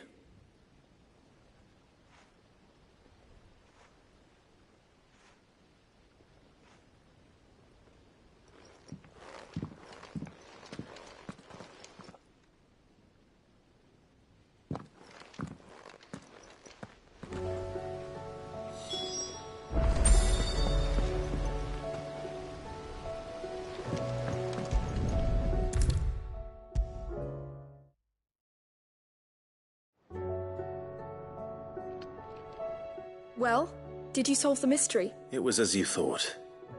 The children had the scales, or the parts of them at least. They dismantled them to see how they worked. Oh, no, Mid will have my head. Thankfully she won't. This might even have been her idea. Although I was the one who ended up teaching the lesson. I'm so sorry, Sid. I know how busy you are. I shall see that the children are properly punished. Please, there's no need. Mid seems to have taken the three of them under her wing. She's even calling them her heirs. She'd have them follow in her footsteps. And her father's. I see.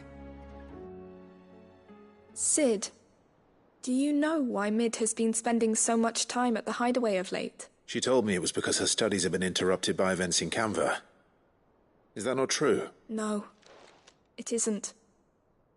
The university offered her a commission. In exchange for full tuition, room and board, They asked her to oversee the design of several new war engines. To anyone else, it would be an opportunity. But to Mid, who lost both her parents to war, it was a bitter pill. One she was none too keen to swallow. But that should come as no surprise. She's only ever cared about bringing people hope. The very last thing war can be said to do. Which explains her heirs. She's working to give them a better life. And so should I. What's the odd engineering lesson? Oh, you've given them far more than that. And I'm sure they're very grateful.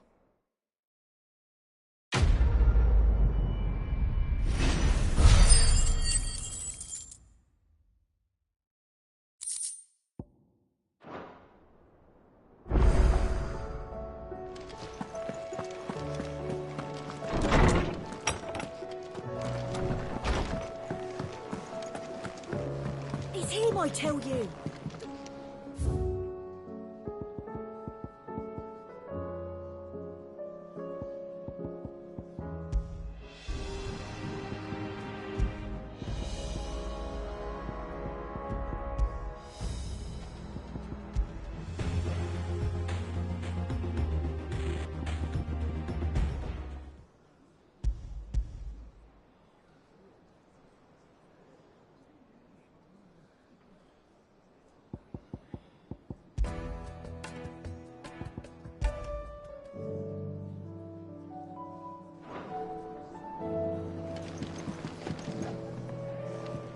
I didn't take you for a scholar, Ivan.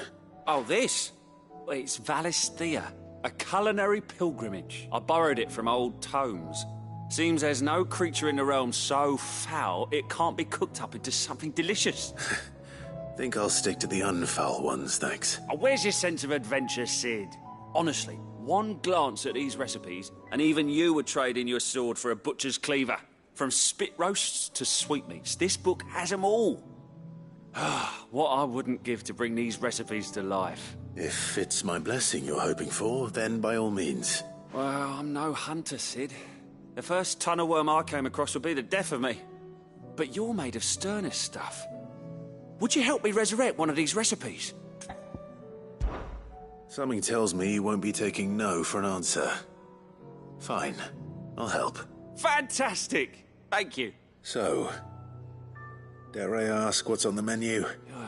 Chance's Stew. It was once a favourite among the Gormans of Oriflamme, if the author is to be believed. Though Molly's never heard of it. The only problem is that while the recipe is extremely detailed in most respects, it's infuriatingly cryptic as to the main ingredient. A beast, no doubt. Most likely something that would make easy work of a simple cook with more broth than brawn, but unwanted violets. I've no idea what they might be. Does the book say anything else? Well, only that the sweetest violets sprout atop the bed of roses. Roses? Rosaria, perhaps? One of the butchers in Martha's Rest might know something. I'll ask next time I'm there.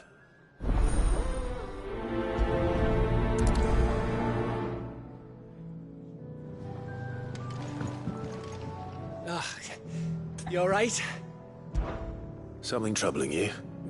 No more than usual. It's just... Etta's baby will be coming soon, and I wanted to make something for it. I'm sure she'd like that. Back in the north, families would always make gifts when a bairn was on the way. Yeah, let the little tykes know they were welcome in their new homes, like. So, what's the problem? Well, the problem is that Etta's due any day now, and I don't know if I'll be ready in time. Is there anything I can do to help? You know, there just might be. All right, then. What exactly are we making? A good luck charm. But not just any good luck charm. Not just any. No. One made from the feather of a silver chocobo. There's nowt luckier in all the realm, or so we used to say back home anyway. Thing is, they're hard to come by. Had Otto and Karen check with their suppliers, but nothing. I'd try and track one down myself, only... Only the big day is fast approaching. And that's all you need? A feather? That, or the bird whose horse it's attached to, aye. I was gonna start by asking around with travelling traders plying the northern borders. Well, there's no shortage of those passing through Martha's. I think I might make that my first port of call. I'll let you know if I find anything. You're a good friend, Clive. I won't forget this.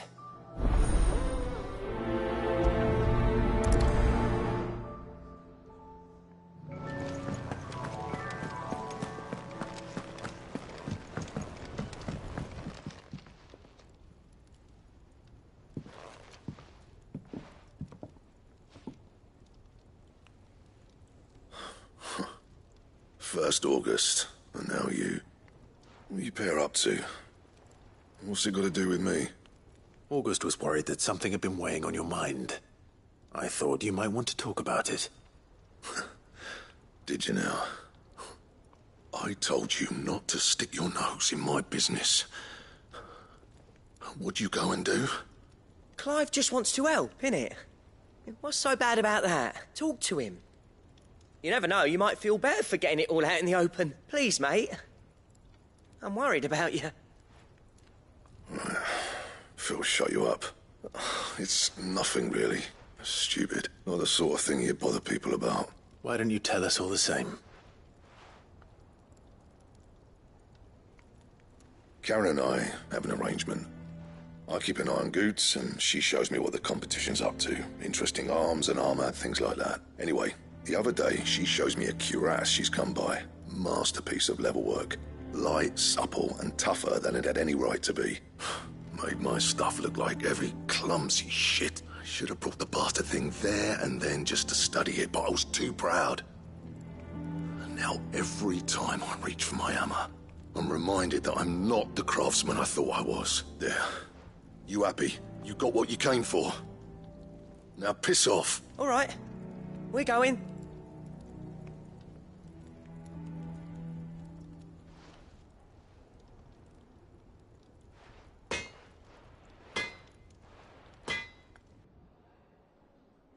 I always thought of old Blackthorn as a bit of a force of nature. Like a storm cloud full of ale. Didn't think anything could rattle him. Least of all a stupid piece of leather. Blackthorn's always taken pride in his craft. Questioning it means questioning himself. Something tells me this is only going to get worse. If he has doubts, it will affect his work, which will only add to his problems. We need to nip this in the bud. I couldn't agree more. He said he should have bought that cuirass. Perhaps we should track it down for him, assuming you're happy to help, that is. Too bloody right I am. Glad to hear it. First things first, then. We need to speak to Karen.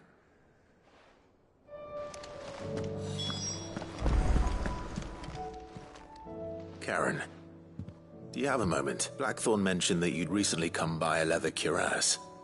An exquisite example of the craft, from what he told us. And he ain't been himself since he saw it. So we thought we'd buy it for him. Sorry, sold it already. Didn't think Blackthorn cared for it the way he turned his nose up. But it was nicely put together, that's for certain. Even if the bloke who made it is a bit of an odd one. Happened across him on my travels. Next all his stuff to order, but the fella who commissioned it refused to pay. He didn't like the colour of summit. So I took it off his hands for a fair price. You don't know where we might find him, do you?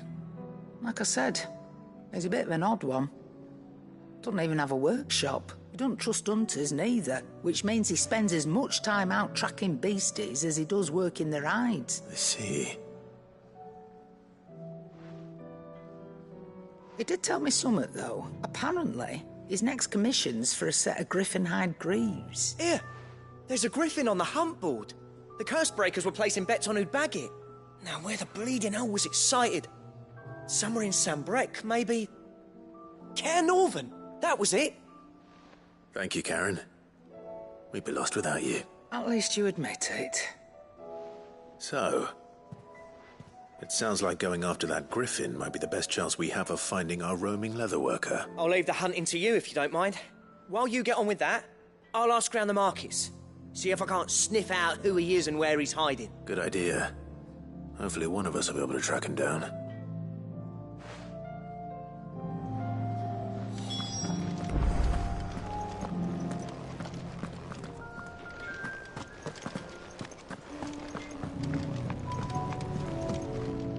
Trouble with your gear, or... I always thought I could teach the best of them a thing or two about working with leather. But, I've wasted enough breath talking about it. Be off with you. Not Sancfordian, do you?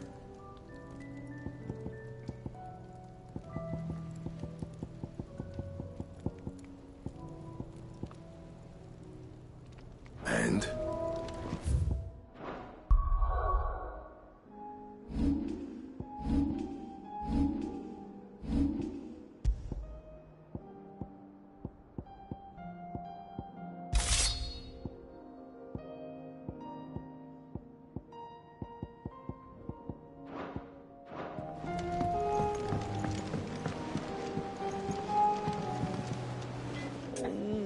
What am I gonna... Is everything all right, Goots? You seem more discomposed than usual. Oh, I don't know what that means, but I'm in a bit of a muddle.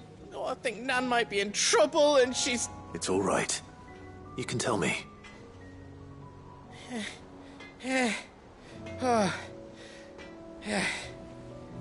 There was a trader came by. One of our usuals, like. Said he'd heard some rotten rumours about her down Dallymill Way. Folk are saying she's been selling to bandits and cutthroats and that. I mean, she's fond of a chance to make a coin or two, aye, but she'd never do business with baddies. Especially not the kind who go hating people who haven't done out. I wanted to ask her about it myself, but I'm scared she'll give us a tongue lashing. She'd never give your tongue a lashing, though, would she? Don't worry. I'll speak to her. Oh, thanks, Clark. You'll let me know what she says, won't you? Of course. I'm sure it's all just a misunderstanding.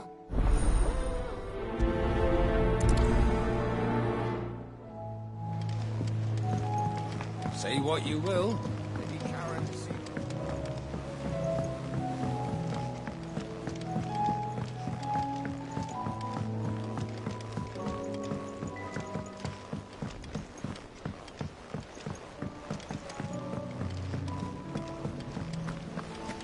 What do you think happened to Miss Middledore? I heard she was kicked out of the university.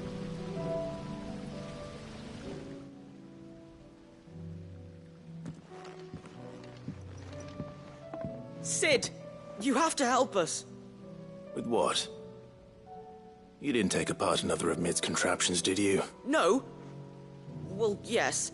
But that's not what we want to talk to you about. It's Miss Middledore. She's been acting strange. Very strange. She's barely ever around. When she is, she acts like we aren't even there. Her head's in a crowd. In the clouds. That's what I said. In the clouds. Well, she does have a lot on her mind. When did you last see her? Not long ago. Right after she got back from saving you from Stonear. Then it's probably just about the Enterprise. It did take quite a battering on the way there and back. You didn't break it, did you, Sid? You really should be more careful around Miss Middeldore's invention. Don't listen to her. Even if you did break the Enterprise, you could put it back together, couldn't you? But who's gonna put Miss Middledore back together? She seems really sad. Why don't I go and see if I can cheer her up? You do that? For us? She's in her dungeon. Don't scare him. It's not a real dungeon. Thanks for the warning.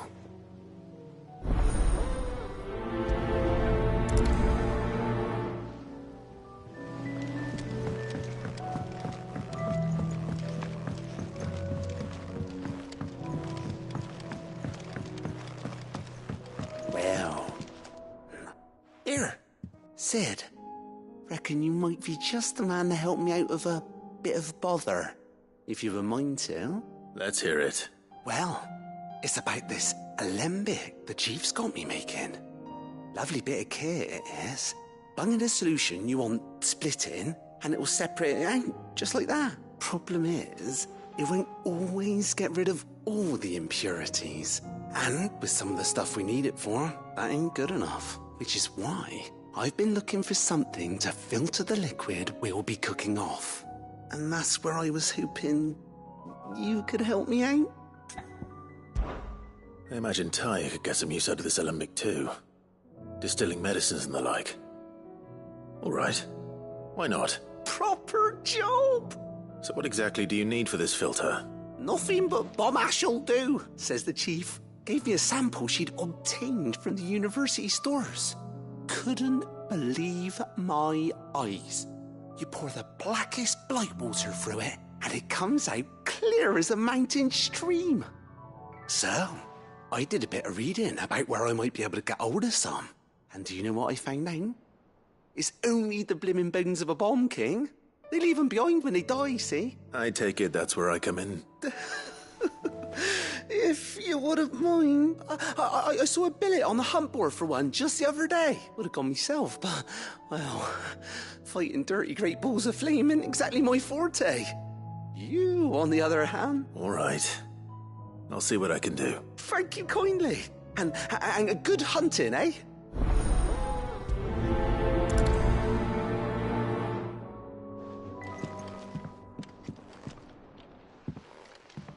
Mid, if you have a... That's it! I knew it! The answer was right here under my arse all along! If this doesn't steer to the skies, nothing will. To the skies? You aren't trying to give the Enterprise wings, are you? What else would I be doing? The children seem to think you're avoiding them. They're worried about you. Is this really so important that you need to shut yourself away from everyone? The Enterprise is already the fastest ship in the realm, and that's with the sea beneath her. But what if she weren't bound to the waves? What if she weren't bound to anything at all? It's not fair. The gods get the skies all to themselves, so I'm gonna do something about it. The Fallen had their chance, but they relied too much on magic. And see where that got them, but not me. I've discovered how to do it without. Well, almost. First, I need to make a prototype. And is that a one-woman job? Are you volunteering? I'll have you know the Enterprise is my baby. But if her godfather's offering to lend a hand, I'd be happy to take it. First, I'll need oil, and not just some old drippings from Miss Molly's spits in the Tub and Crown. Refined stuff, like they make in Ordil. Then I'll need some bone, or shell. Light, strong, preferably no longer attached to the beast it belongs to. If it's beast bones you're after, I'm sure the Cursebreakers will know where you might find some. No, they'll know where you might find some. You're the one who offered to help, remember? I should speak with one of the Cursebreakers before I set off for Old Hill. See if I can't find this bone while I'm there as well. Has Midadol mentioned a new project yet? Not exactly. I will not let them be forgotten. Sid, may I have a moment? Of course. It is an honor to finally speak with you. My name is... Any assignment will do. No. The lands across the Narrow... Retrieve something. Something important. I was raised in an orphanage. The Badbach Conservatory, or rather... I was held captive there. It was not a place of nurture. It existed solely to turn bearer children into mindless weapons. We were tortured until we feared no pain. Tormented until our hearts turned to stone, and few ever survived long enough to become tools of the last king. I can't imagine. I lost so many. I can't even remember all their names. But they must be remembered.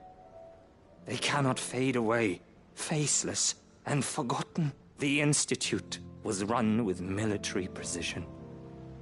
Every child measured, every name recorded, every death logged with meticulous care. Sid, allow me to travel to Ash and recover the registry so that my brothers and sisters might live on. You are a good friend, Herman. But the fact remains that Ash is simply too dangerous. Sid, please. Even should it cost me my life. Too dangerous for you, Herman. But not for me. I'll go to Bad Bach and find the registry. You will? I won't let you risk your life. I don't know how to thank you. You can start by telling me where I'll find this orphanage. Vida Grace. Hidden in a forest, overlooking the plains. All right. I'll see what I can find there. May the mothers guide you.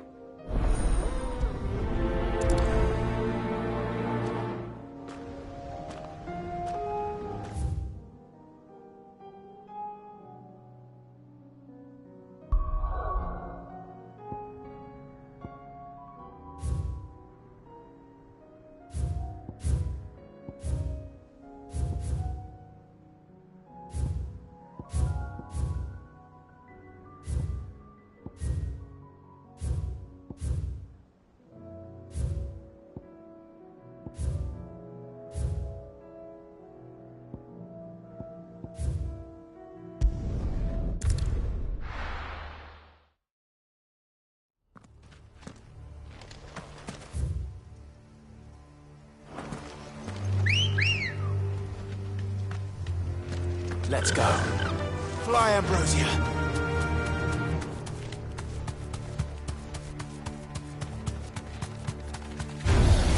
All right.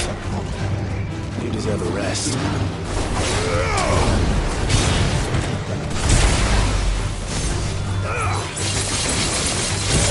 Let there be light!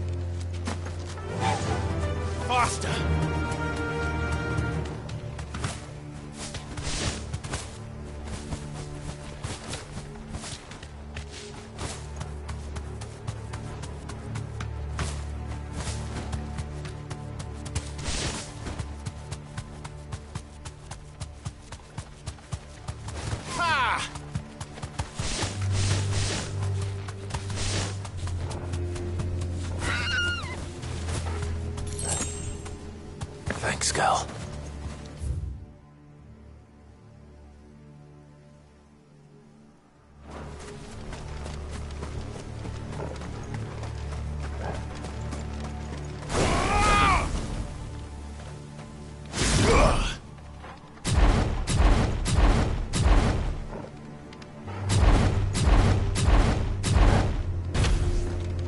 This must be the orphanage.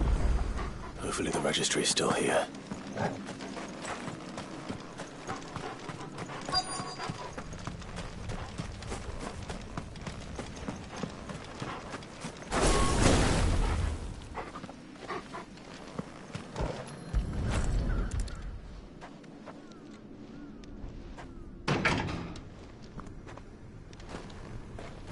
It's locked.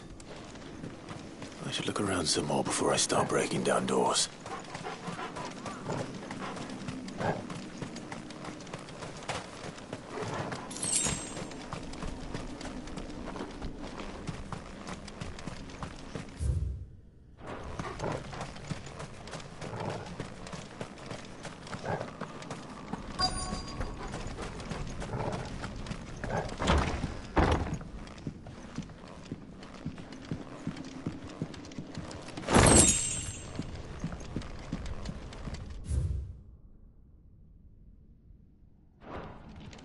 Disposed of.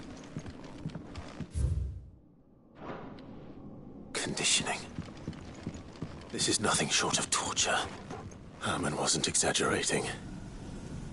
It's a wonder he survived this place. I need to find that registry.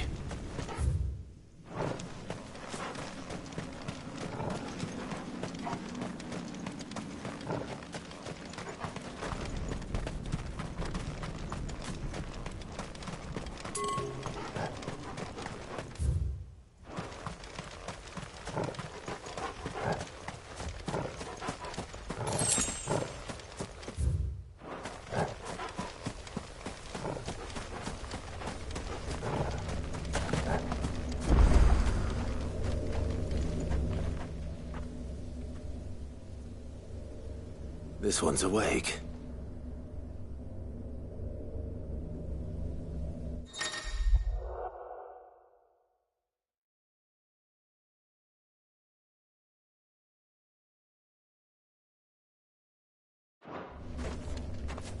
Let's see what's inside.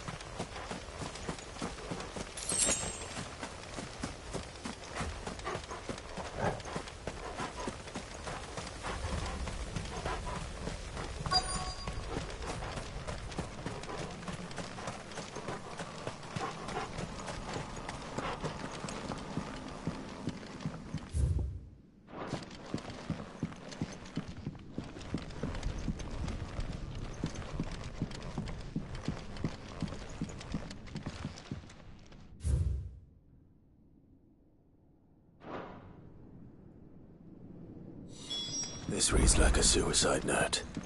Did the director go through with his plan? There's only one way to find out.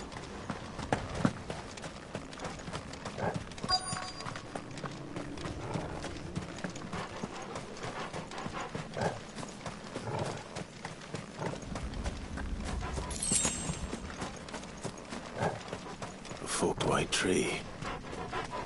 This must be the place.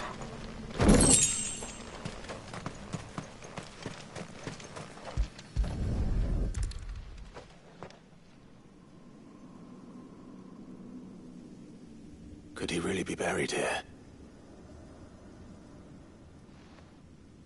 There's something hidden among the roots. Let's see.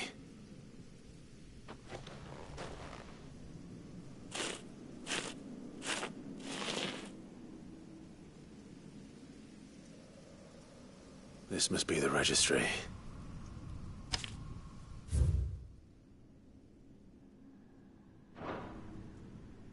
So many names. This place was a slaughterhouse. But where is the architect of all this misery?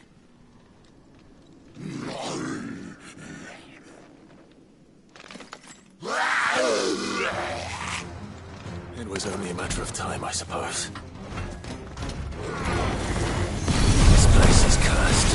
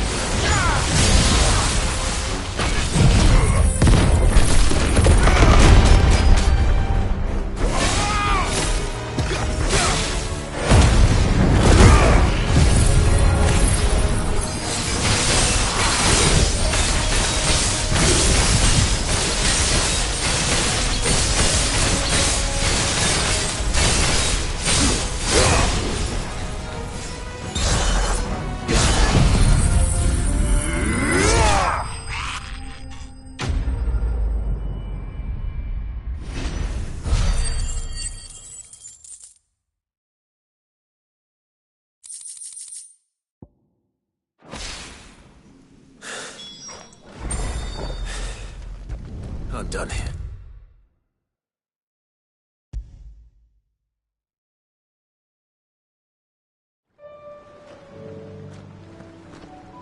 I hear that you traveled to Ash.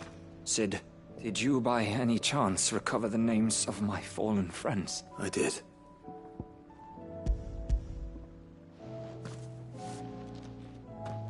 If I may? The bearer registry.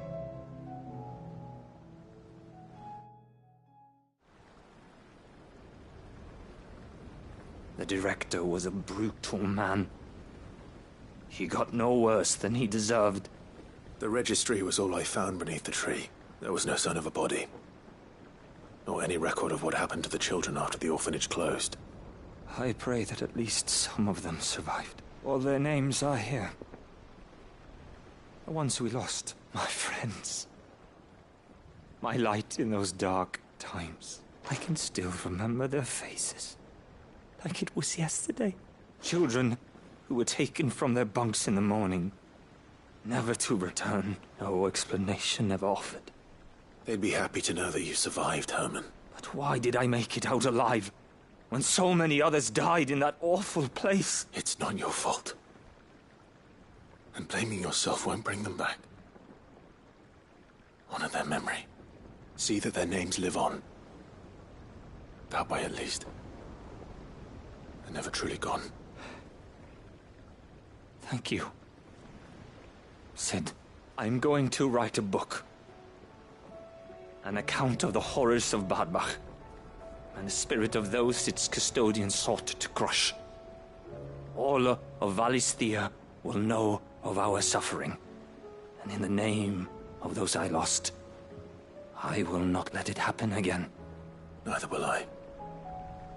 These records would have been buried for all eternity, were it not for you. Thank you.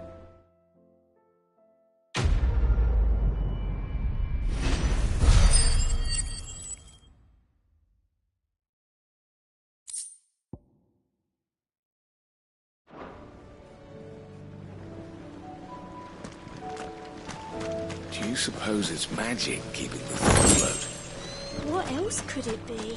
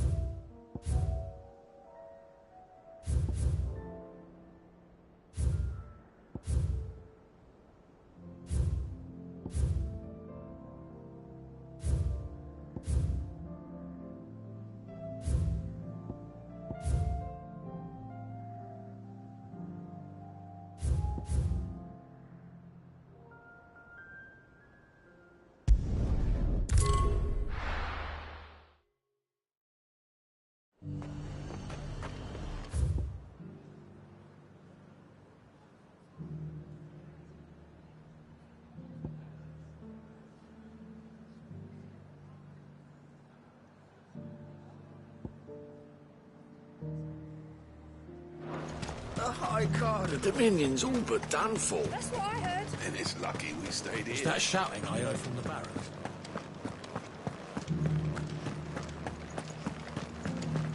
Do you think he was the only one who survived?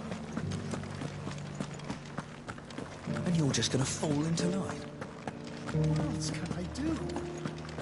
I don't trust this Duke. If we're not careful, he'll undo all the dame's hard work. Oh, Clive. What am I to do? My wards and I may soon be without a home. What's happened? The High Cardinal has descended from his lofty throne and taken up residence here in Northreach. The High Cardinal? Leader of the Council of Elders.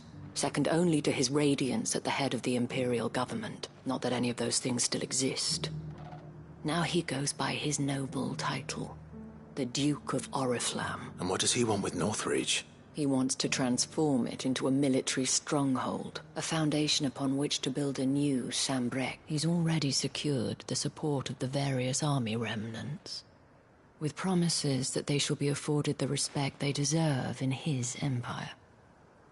One built on the confiscated property of the people. He would rob the populace to pay for it. Believe me, I have used every means of persuasion to discourage him from this folly. But for whatever reason, he will not listen to me. What does Captain Philippe make of this? When the town was under attack, it was him the soldiers rallied around. Couldn't he use that influence again? How? By speaking out against one of the most powerful men in Sambrec. A man whose stated aim is to revive the empire Philippe's comrades swore to serve, and to improve the soldiers' lot within it. The captain can offer them a regular supply of gruel, and an occasional trip to the Vale to help them forget the terrors they face each day. The Duke offers them a vision of strength and safety. No. Any attempt to incite mutiny would cost Philippe the support of his men. if it did not cost him his life. But given the mood around town, mutiny may yet be unavoidable. The people have little appetite for further deprivation, least of all when it serves only to elevate others. Who could blame them? Clive, would you appeal to the Duke on my behalf for your services to Northreach? You have the respect of the soldiers, and they will take you to His Eminence if you ask them. And unlike Philippe, no bonds of loyalty prevent you from speaking your mind to the man.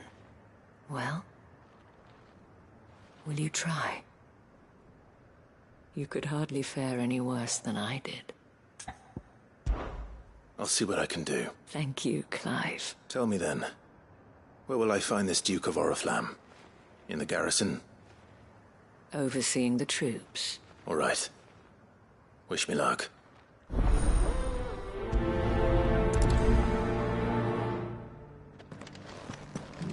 I may have met this Duke before, at the Remembrance Ceremony.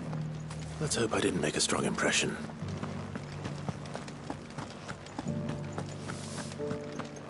It's not only control of the garrison he wants. We already have a leader in the Dane.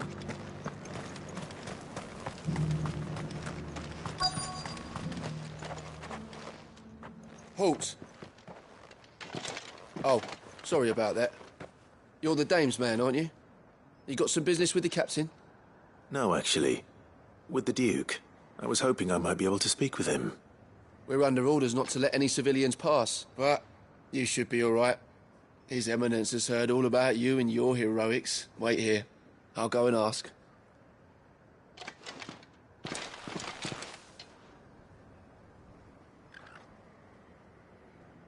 So, you are the sellsword who lent his aid to the garrison.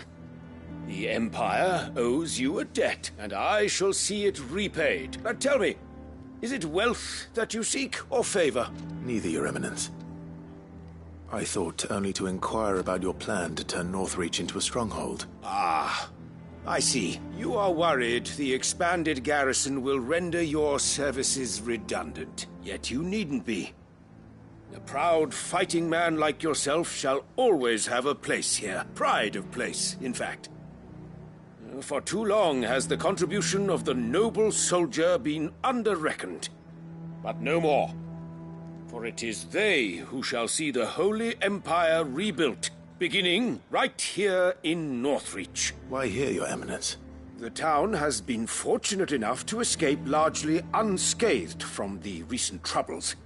Her defenses are sound, and her garrison well prepared. Which is more than can be said for Oriflamme or Twinside. The Empire wants for a capital, and I believe Northreach to be the perfect place. With Caer Norvent as her citadel. Once we have seen to the refortification of both the town and the castle, we need only build a wall around both to create a city that would be the envy of the twins. Plans are already underway for the construction. Soon enough, these thralls shall learn that they are no match for the might of Sanbreque. I fear you underestimate how dangerous these creatures are, Your Eminence. Should they return in force, you will need all the people of Northreach to come together in defense of the town. Something they may be loath to do if they've been deprived of their worldly goods. The people will do as their leaders command. If Sanbreque is to be rebuilt, she will require a functioning government. One whose authority is beyond question. That is why this levy is necessary, so that any man who wishes to join the army might do so and be fed, outfitted, and paid as befits a defender of the Empire. And yet there are those who persist in peddling the treasonous lie that I seek to steal from the people and drive them from their homes. I suspect they're afraid of losing what little they have left. Precisely. The common folk have little and less, and you mean to deprive them of even that?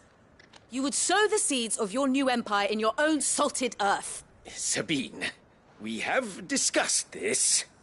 Yes, and I told you then how putting the empire before her citizens would lead only to revolt. Without an empire, there are no citizens. And in yours, there will be only beggars. Is that what Griga wills for her people? Do not take her name in vain, Sabine. I'll come back later. A citizens' revolt. I wonder what the people really think of the Duke's plan. It wouldn't hurt to ask them, I suppose. Let's begin with those on the other side of the wall.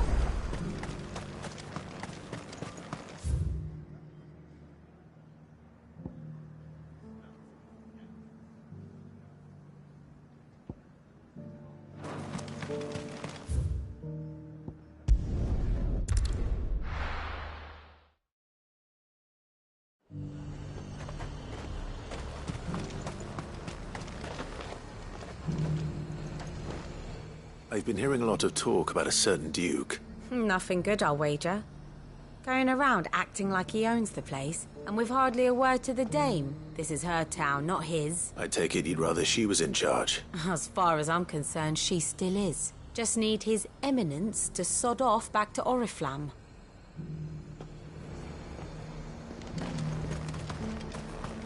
Sell anything today? As much as you, I'll wager.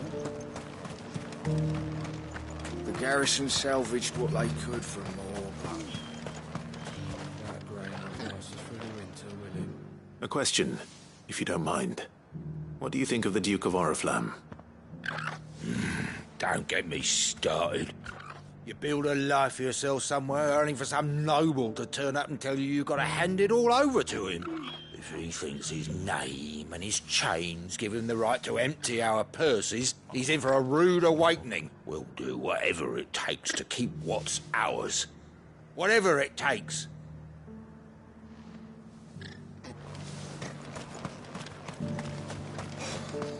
And to think he would be lying under a pile of rubble in Twins. All right there. What is it you're after, sir? Just your opinion, actually. I wondered what you thought of the Duke of Oriflamme. Oh, him. Not much. None of us traders do. It's thanks to nobles like him that we had to set up shop this side of the wall in the first place. Couldn't have the rabble getting any closer to the holy capital, could they? And now he's trying to drive us out completely, threatening to take everything we got from us if we don't clear off. If the dame said she wanted him run out of town, I'd be straight through that checkpoint, tar bucket in hand. Well, the people seem united enough. What about the soldiers? In the barracks.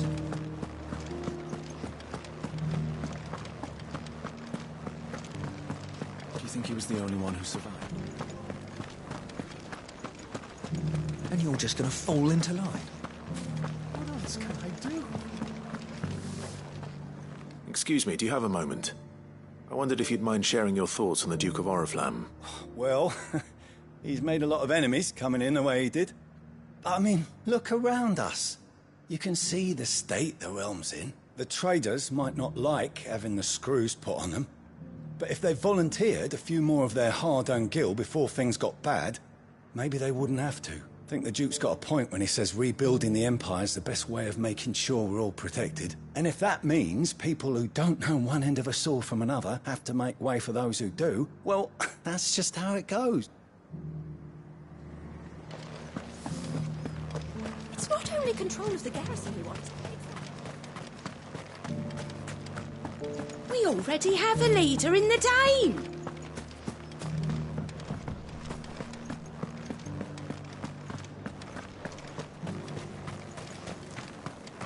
One at a time now.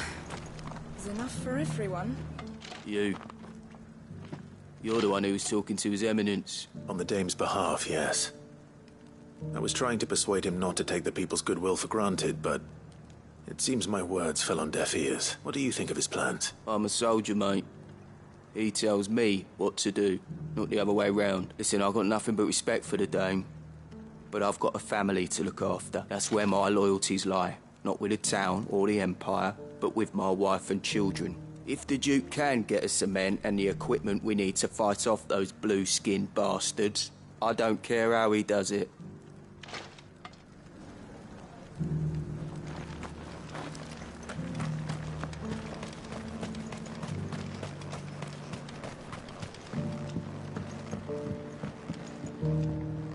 I hear the Duke of Oriflamme plans to turn this town into some sort of fortress. Do you think that's a good idea? It's not for me to say. All I know is that unless the Emperor orders me otherwise, His Eminence's word is law. Look, no one likes all these taxes and tariffs, but empires don't come for free. Once Sanbreque is back on her feet, we'll all reap the benefits. Let's see what Philippe makes of all this. Sabine, you are embarrassing me. A whole day to dry some...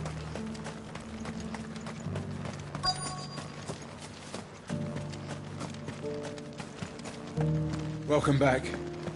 Wraiths give you any trouble? None worth mentioning. They're staying put for now. Captain, do you have a moment? For you? Certainly. Clive, wasn't it? Thank you for last time. How can I help you? I wanted to ask you about the Duke of Oriflamme. Do you intend to go along with his plan? But to tell you the truth, I'm in two minds. It's my sworn duty as a captain of the Imperial Army to obey his orders. But I can't say I agree with him. Philippe, I remember you saying that you became a soldier to protect the people you loved. The Dame included. That's right, I did. Well, she doesn't agree with the Duke's orders either. She thinks they could tear Northreach apart.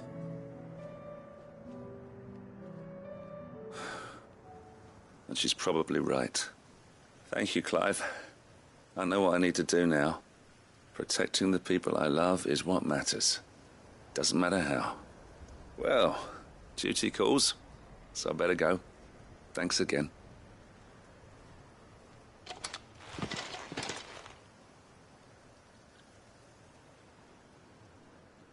It seems Philippe wants to do the right thing at least.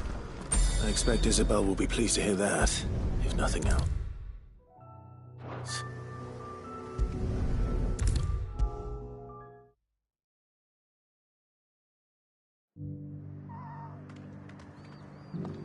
Ah, Clive.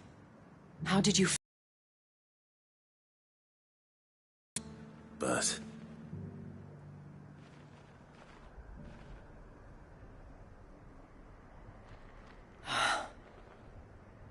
So Northreach is to be a fortress after all. Well, it will certainly help to hold back the thralls. There's no denying that. Though I doubt it will come as much consolation to the townspeople whose worldly goods are confiscated to pay for it. They deserve to be heard, Clive. To have a say in this new empire the Duke means to build. Sadly, His Eminence values their obedience more than their opinions, and hopes to reassert the authority of the state. I fear he sees the people as mere pawns on his chessboard to be sacrificed for the greater good. Needless to say, they themselves are of a different opinion, and would rather their destinies were in your hands. The soldiers, meanwhile, are content to follow their orders, and not just because of the Duke's rank, but because of his vision. I thought as much. Had I sworn to protect Sanbreque, I dare say I too would want nothing more than to see it rise from the ashes. Thank you for trying. But the battle is lost. I don't know about that. What happened to your uniform? I handed it in, along with my resignation. Told the lads I wished them well, but that I owe it to those I love to call it a day. But why? Because I realize what really matters to me. Not following some nobleman's orders for the sake of it, but protecting what I care about. Protecting Northreach. I honestly don't know when those monsters will return, but I'm certain they're not finished with us yet. And when they do come back, we need to be ready for them. We need to stand together, all of us. And with you to lead us, milady, I reckon we can do it. It was you who finally convinced me, Clive. There's no point following orders if they go against everything you believe. Indeed. All of us, standing together. That has always been Northreach's best hope. and one which still lies within our grasp. We have only to turn our attentions to the true enemy. Thank you, Philippe, for showing me what I must do. Anything for you, milady. Speaking of standing together, would you mind if I borrowed a few of the lads from the Vale to help keep watch around the town? I fear His Eminence has loftier tasks in mind for the guard. Not at all. Be my guest. Wouldn't be the first time.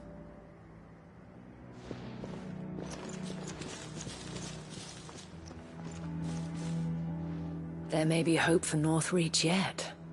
Especially with men like you and Philippe to champion our cause. I, for my part, shall continue to work upon the Duke, in the stubborn belief that I might still tempt him into joining hands. But I suspect I shall have to call upon your aid again. Until then, Clive. Until then...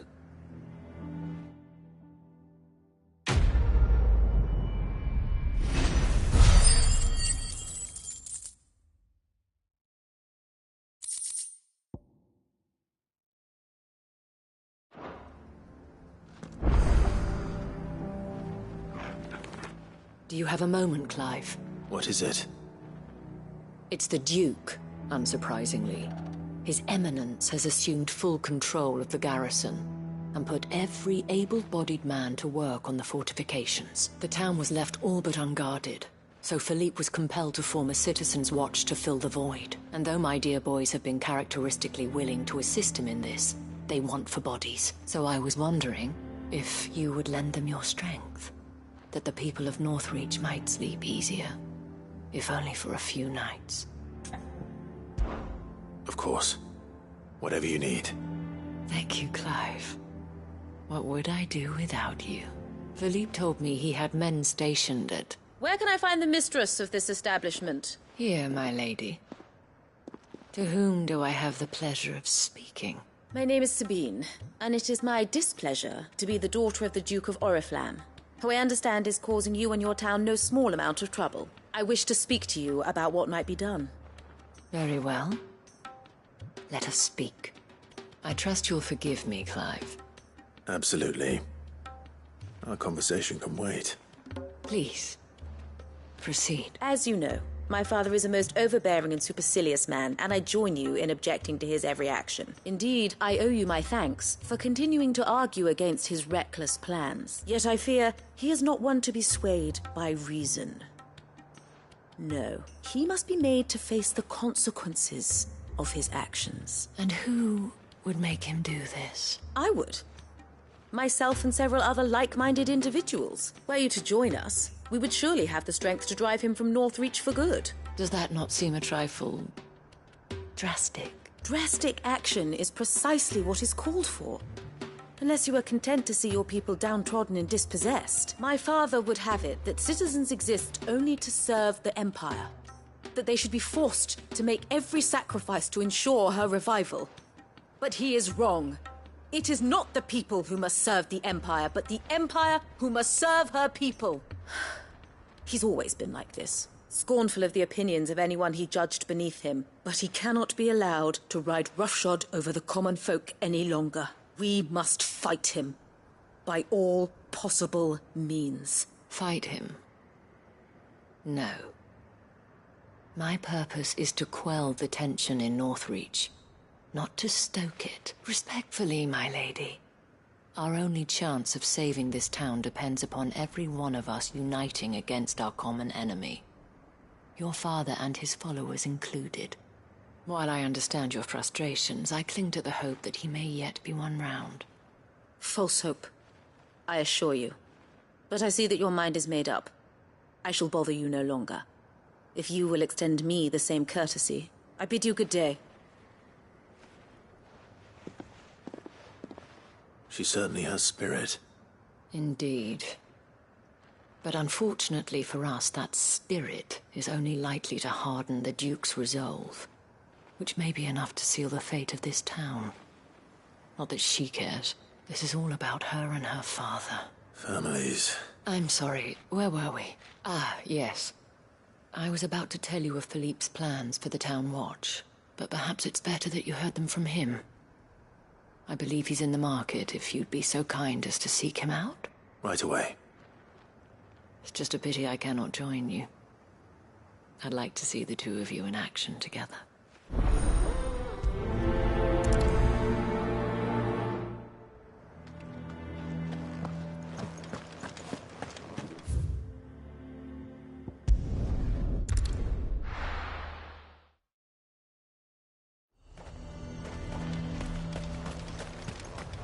He'd have our coin, our stock and our stores, and we're just So you are supposed content to abandon it? Please, I beseech you. If you are a true son of Northreach, you must fight to defend your home. That's exactly what I am doing, milady. Or trying to, at least. The land is crawling with fiends, and someone has to keep watch. Even when our true enemy is hiding in the garrison? Fine. You're not the only able-bodied man in Northreach. Thank you so much for your help.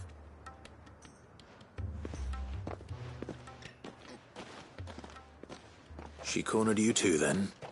Could hardly get a word in edgeways. Like father, like daughter, eh? She made an uninvited appearance at the Vale earlier, hoping to convince the Dame to join her in fomenting rebellion. I bet that went well. Her ladyship seems to have a way with people. Anyway, what brings you here? Our mutual friend thought you might welcome some help. Oh, she did she? Right as always. In fact, you know what? They're back. Seems you could go and see what's what? Right. Where should I look? You know Grieger's Weep? One of... Thank you, Clive. I'll look into one of the other sightings. Let's rendezvous back here later.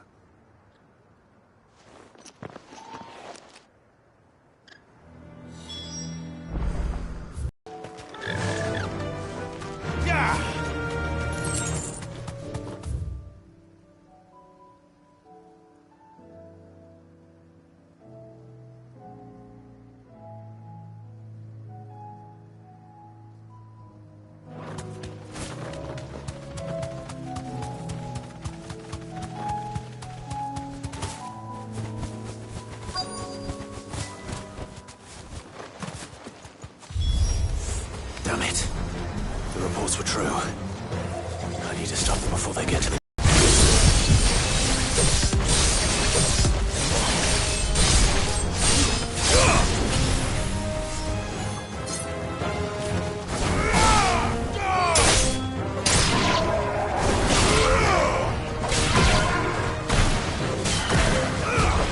Too slow.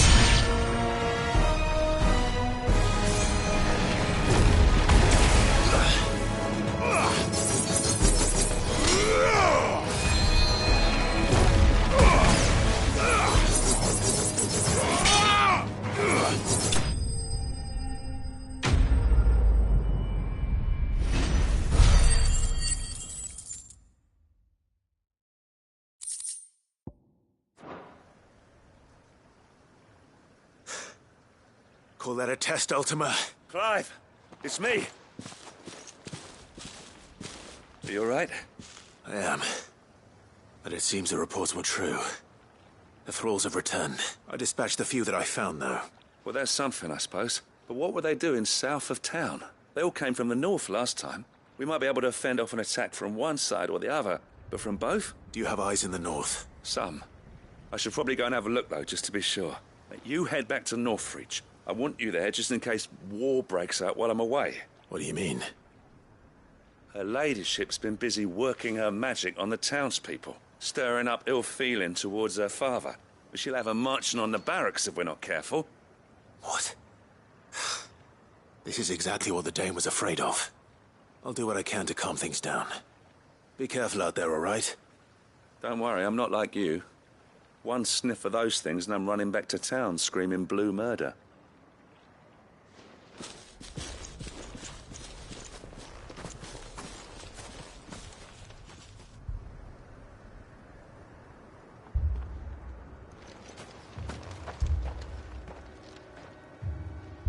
Do you not see, Father? The people of Northreach have given enough, and only a fool would ask for more. Listen to me, Sabine. Where would our people be without their country, The Empire is their sword and their shield. It is she that ensures they can live without fear. And now she teeters on the brink. Without their sword, how will the people fight? Without their shield, how will they protect their kin? Can the unarmed stand against the advancing hordes? No. But there is yet hope. A new shield, a new sword. A new empire. We can rebuild Sanbreque, just as Great Griga wills it. Perhaps we could, Father. But we don't want to. Not if it is built on the broken backs of the people. Please, let us not quarrel in the street. You must see that no good will come of this. Our fight is not with each other, but with the threat that draws ever closer to our gates. A threat that your sword has yet to rid us of, Your Eminence. You will hold your tongue, whore! You may have filled my daughter's head with your heresy, but I will not be corrupted. Corrupted? Your daughter's opinions are her own, as you would know if you had ever deigned to listen to her. At least I hope they are your opinions, and not posturing born of a family feud. Northreach deserves better than that. Northreach deserves better than you, Carla. Yes, I know who you are. The slut of Twinside who bedded a Branded. Jealous, are you? That a woman might choose a bearer over a pious man of Griga.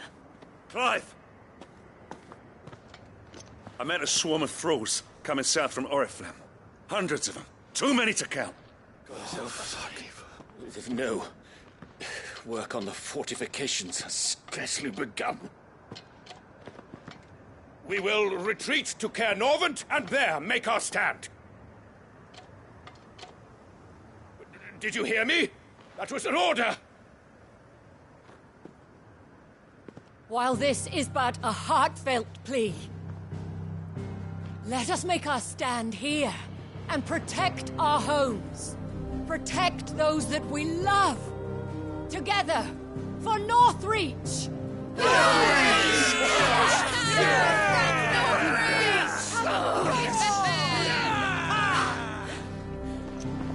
You heard the dame. What are we waiting for? Pikemen to the gates. Archers to the roofs. Quickly, come on!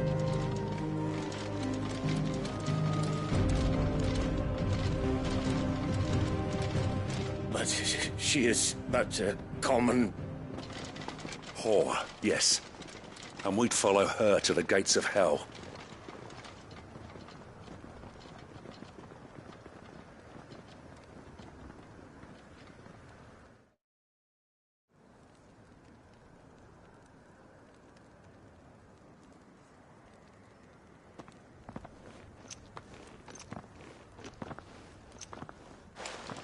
The men have their orders, and they look like following them. I got them spaced out at regular intervals. Whichever direction the thralls strike from, there'll be someone there to meet them. Thank you, Philippe. Rest assured, the people will play their part. The herbalist has donated her stock of medicines to me. Should any of your men be injured, take them to the Vale. We'll see to them there. Thank you, milady. I will. I'll play my part too. You still want for numbers. Unlike the enemy. I only hope I can go some way to evening the odds. Philippe, can I leave the south in your hands? I doubt the thralls by the lake were the last of their number. Of course. I'll lead a party down that way so we don't get taken by surprise. What about you? I'll make my way up the road to Oriflamme. I've fought a few of these things. And while I can't promise to hold them all back, I should be able to thin the herd. All right. But take care. Thank you. Both of you. You can thank us when it's over. Till then, madame.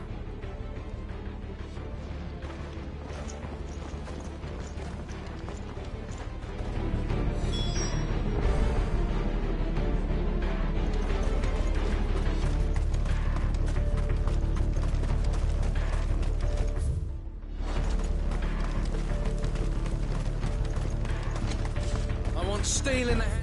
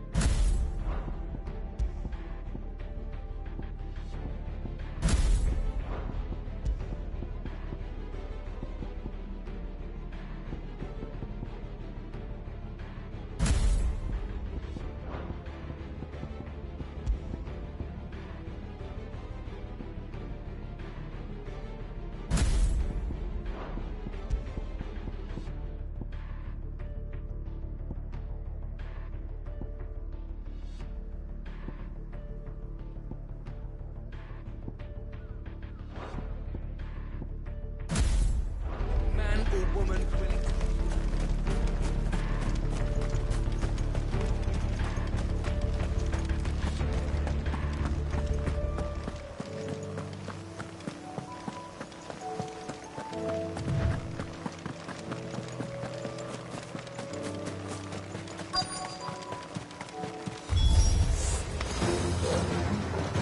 This is more like it.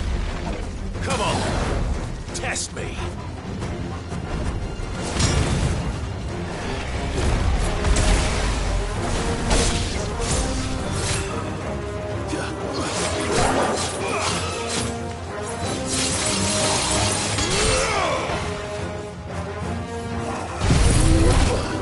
Nice try.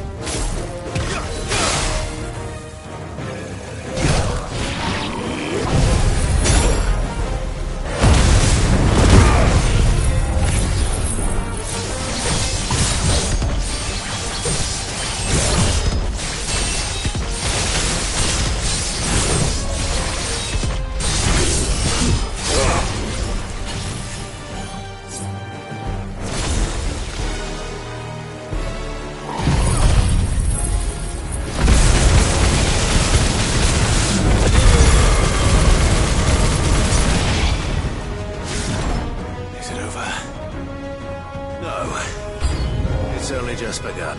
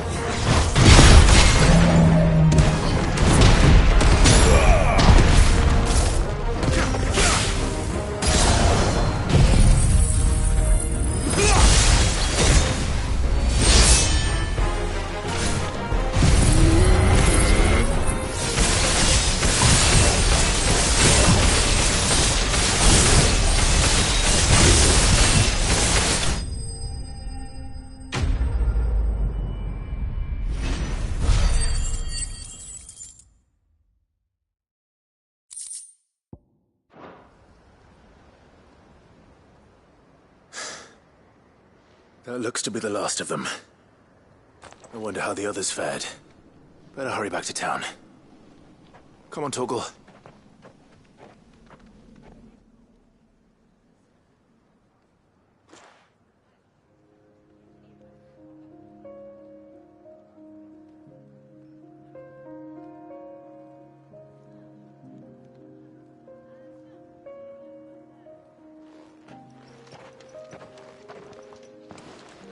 Clive, it's good to see you.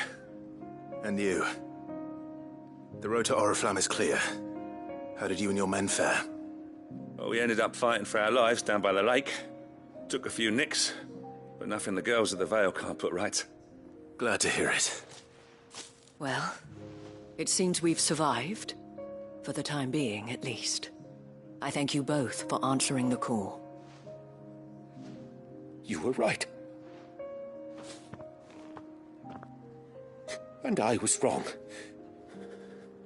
About everything.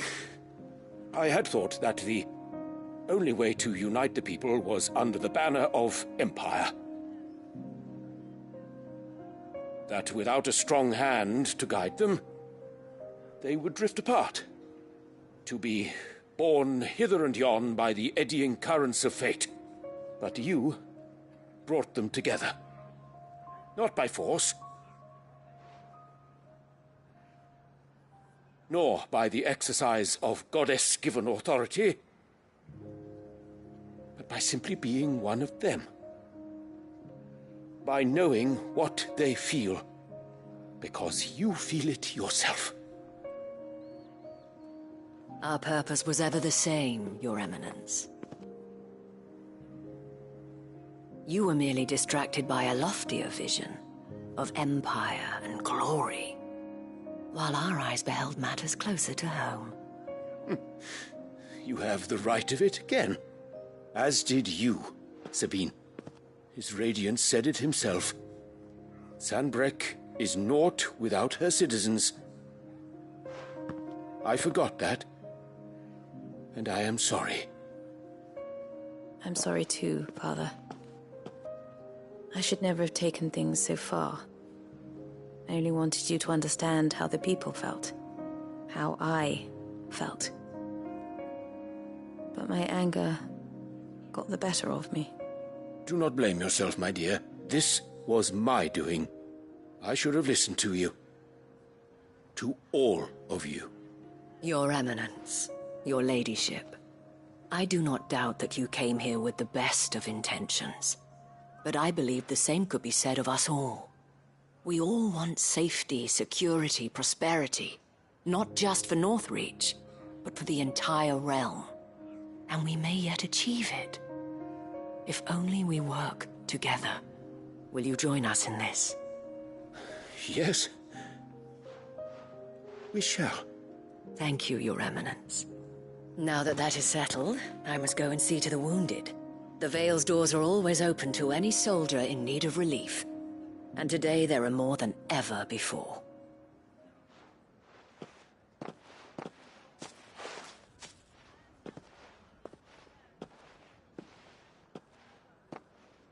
Madame Isabel is a rare soul indeed. In these dark times, I see that it is not men like me who should lead the realm, but women like her. You're right. If only I'd listened to her when I had the chance. Forgive me for saying so, milady, but you still do.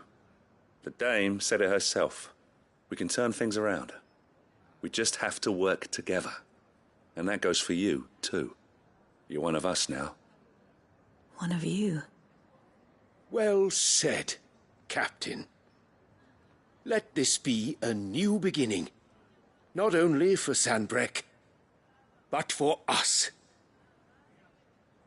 Well, since there's nothing more to be done here, I should see if Isabel needs any help moving the wounded.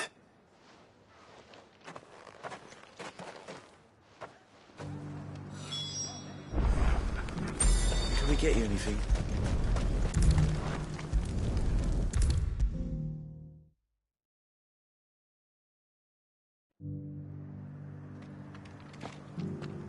How goes the treatment of the wounded? I'd be happy to man one end of a stretcher if it would help. You've helped quite enough for one day, Clive. Thank you. Don't mention it. Oh, but I must. After all you've done for this town, it is the very least you deserve. Tell me, if Northreach had fallen, what would you have done? A woman of your means could find a home anywhere in the realm, but I sense you would rather have died here. It's a long story. For you, madame, I have all the time in the world.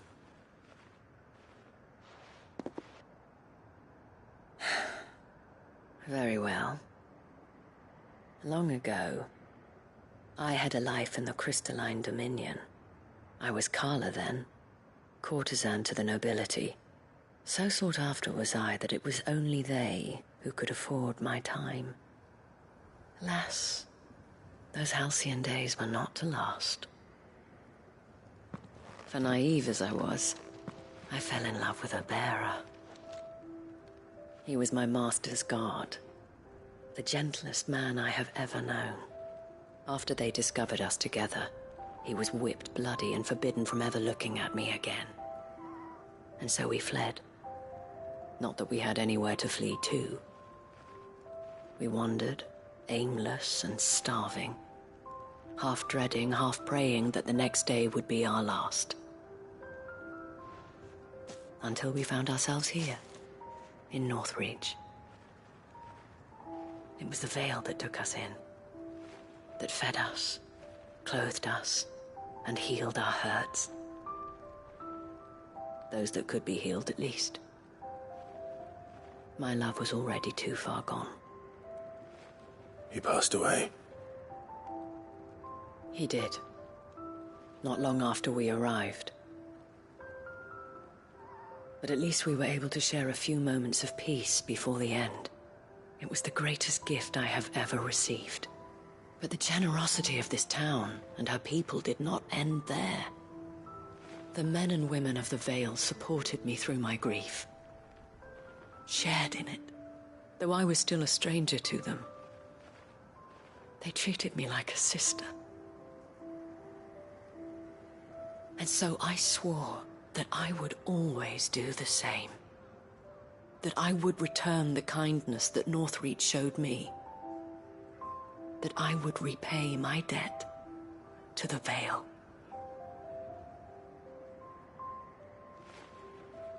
Thank you, Isabel, for sharing this with me.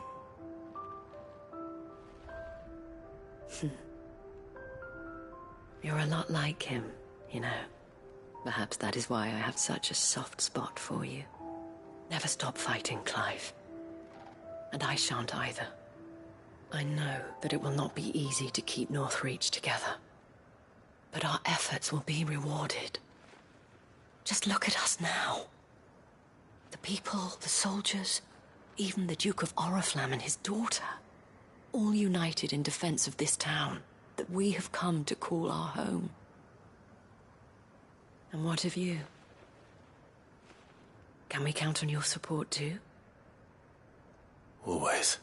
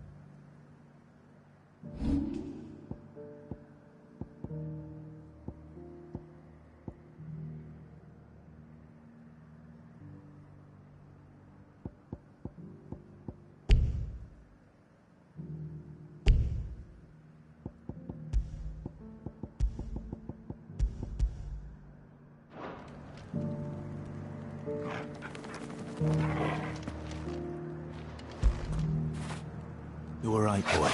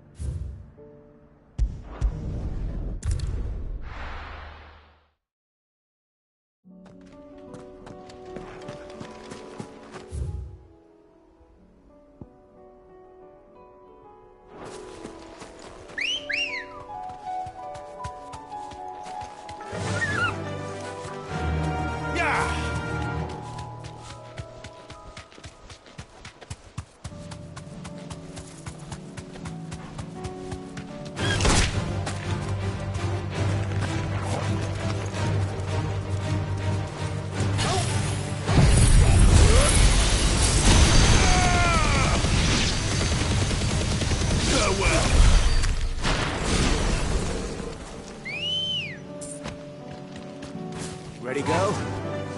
Fly, Ambrosia.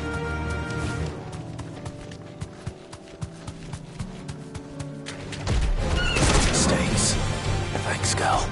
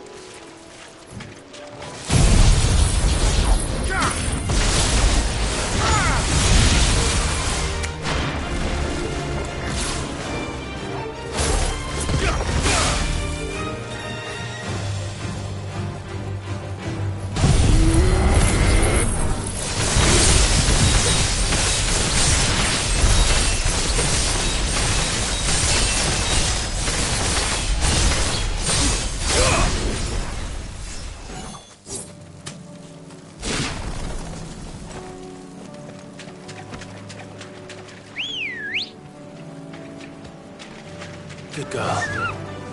Run like the wind.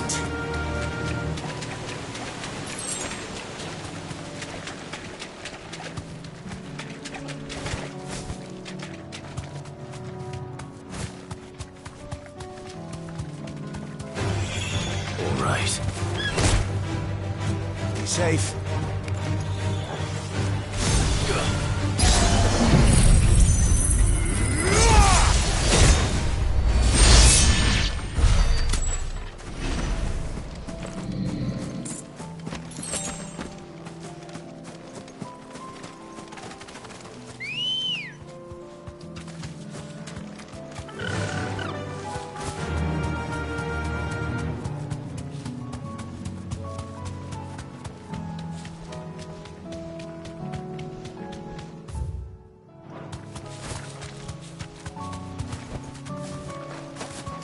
Here's the aqueduct. Now to find our stonewort. Yote mentioned blood-red petals. Faster! Straight home now. Just my luck. Well, won't be picking anything till they're gone. There's only one thing for it.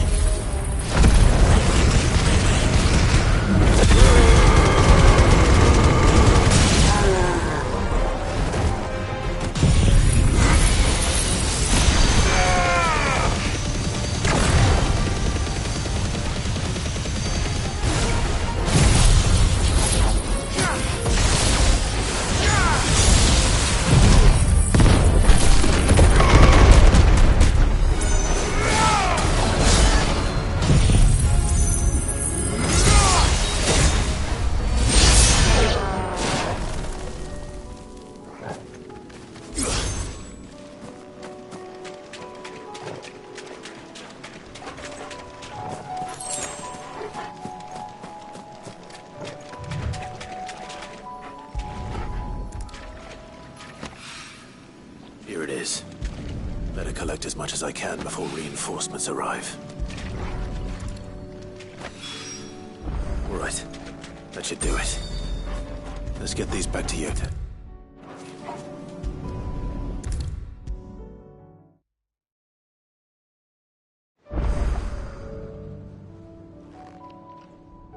Yote, I brought back all the stone and water I could find. Will this be enough?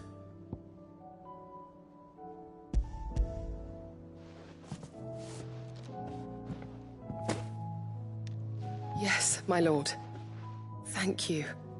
I'm sure it will serve us until we can find another source. I'm very glad to hear it. You and His Grace are very much alike, you know.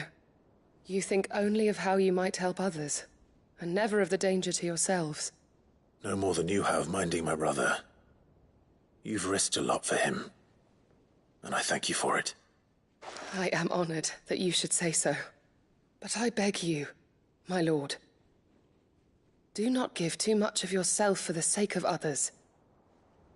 We could not afford to lose you. I'll keep that in mind.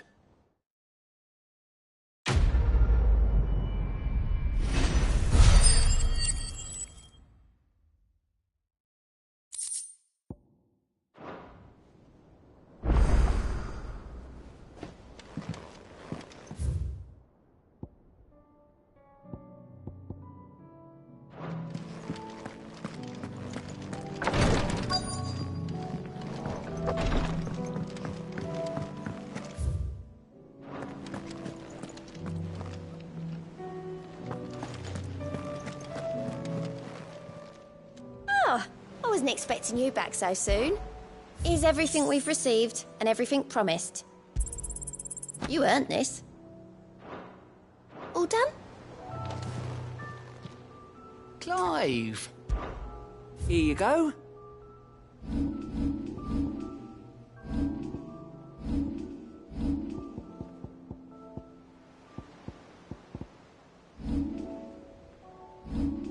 Seen enough?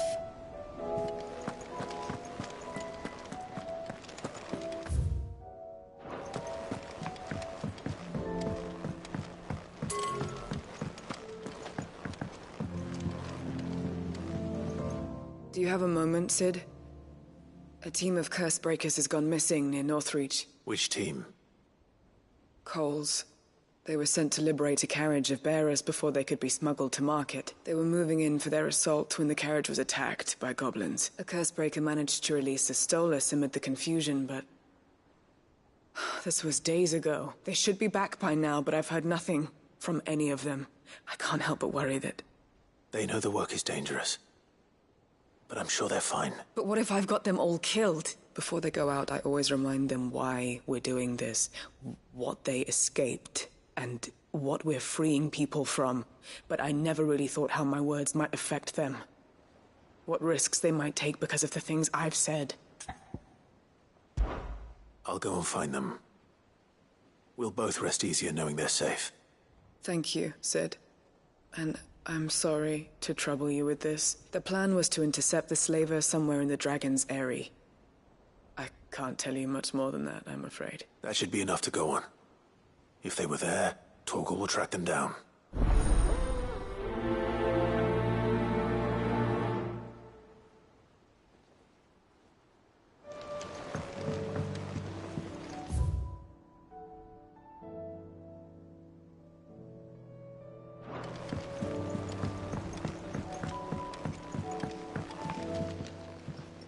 Ah, Clive. Joshua, what's wrong? And don't say nothing. It's... not nothing. I've received word from Cyril. The Undying have found Father's will, or something akin to it. His will? How and where? In the crypt, beneath Rosalith Castle. After Kupka was kind enough to drive out the Imperials, the Undying took the opportunity to recover what relics of the Duchy yet remained. And in the process of doing so, they found a letter from Father. I'm surprised anything. But... would you join me? Of course. I want to know what's in that letter as much as you do. Very well. I am ready to leave when you are.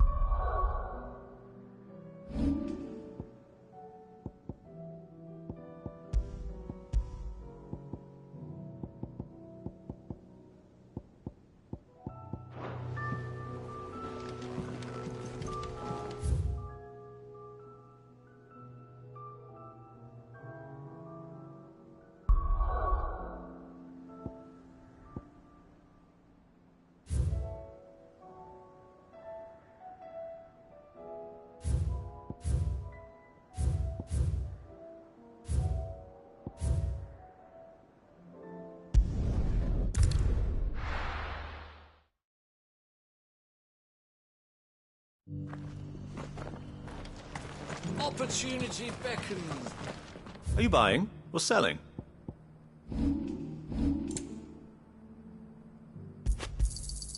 Of course. My prices are low enough as it is.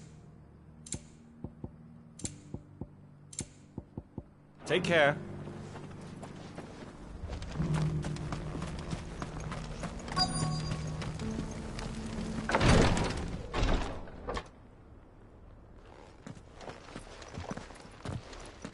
Your Grace, my lord, I trust your journey was not overly onerous.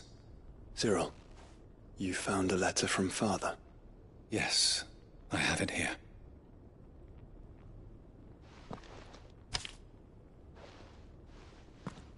If you would do us the honor, my lord.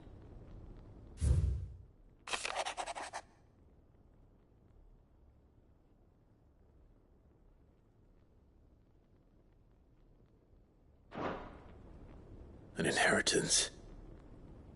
It would seem the late Archduke penned this missive shortly before his passing. The day before we left for Phoenix Gate. What are these plans he spoke of? His plans for the Duchy, Your Grace. Your father entrusted them to my predecessor, the former bearer of the Burning Quill, who entrusted them in turn to me. The complete emancipation of bearers is their stated aim. But your father's dream did not end there. His Grace also spoke of building hospices to care for those stricken by the curse, and the founding of a new university to further the development of non-magical technologies, with the blight spreading ever more widely across the Twins. Archduke Elwyn saw this as the only means of securing Rosaria's survival. He wished to see men and bearers treated as equals. To see centuries of common wisdom overturned. Small wonder he did not think it achievable within his lifetime. But he thought it achievable nonetheless. Had he not, he would never have written this message. Nor would he have entrusted his vision to his most faithful aides, those who would have stood with you, shielded you from the machinations of the less benevolent personages at court. It's a pity only they are still with us. 'Tis true that those most loyal to your father were the first to suffer the Duchess's wrath. But one at least remains, and she has come bearing gifts. What do you mean? Mayhap it is better that she explain, my lord. After all, the duties entrusted to me by my predecessor extended only to recovering His Grace's will and arranging a meeting with the one who might execute it, or a part of it, at least. And where is this woman? She awaits you in the archive, Your Grace. Thank you, Cyril. Shall we then?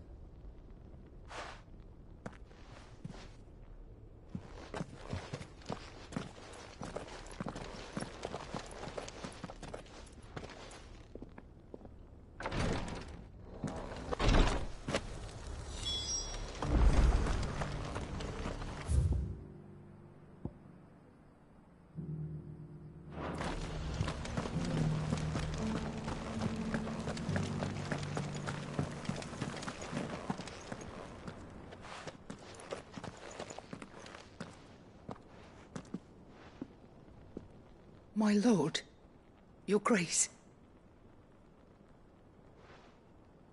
I hardly recognize you.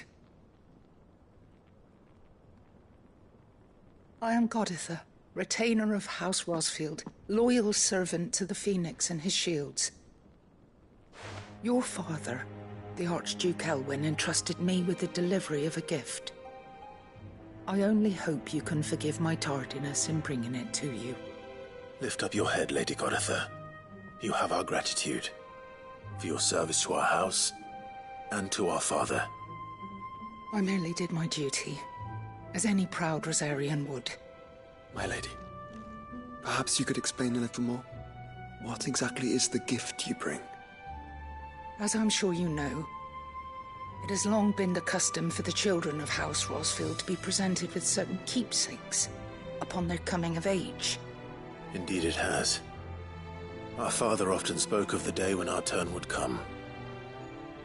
And had he lived to see it, he would have presented you with the treasures I bear. Matching armbands for you both. Alas, he did not live. Indeed, he was taken from us even before they could be completed. He had intended to claim the Heartstone with which each armband was to be finished himself, but it was not to be. And his gifts remain incomplete. I see. It saddens me to bring them before you, as they are. It was your father's wish that you be presented with the finished articles, not these works in progress. But with His Grace long since gone, and the stone left unclaimed, I had little choice. You are grown men now, and his house is yours. And while I would not presume to insist upon your claiming the Heartstone in his stead, I know that nothing would have pleased him more than for you to do so. Thank you, Lady Goditha. What say you, Clive? What else? Of course, my lady. May our father's will be done. Oh, I am much obliged. Do you know where we might find this Heartstone, my lady? I do. Though it may be a matter of a good deal more than simply happening upon it. It is found in the bellies of elder griffins, you see. We do at least know where to find one. A certain specimen has made its nest in Titan's Wake, not far from here. A certain specimen? You are most perceptive, Your Grace. In answer to your unspoken question, yes, in fact, this is the very same beast your father meant to slay. I have been tracking its movements since you were but a boy. Were you to slay it in his stead, as men of House Rosfield, it would surely make your father proud. What say you, Joshua? What else?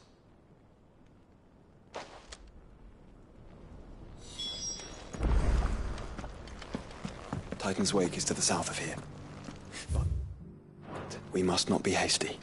The good lady has been disappointed once already.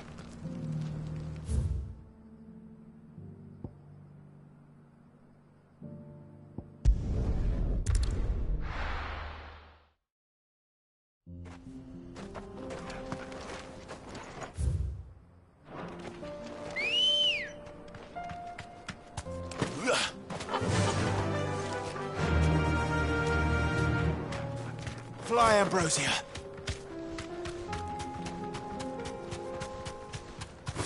Eyes peeled, Joshua.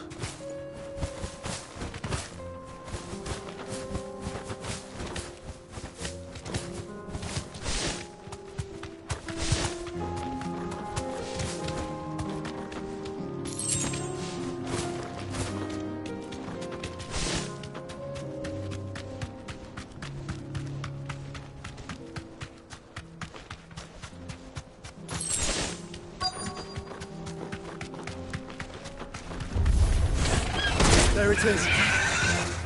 For House Rosfield.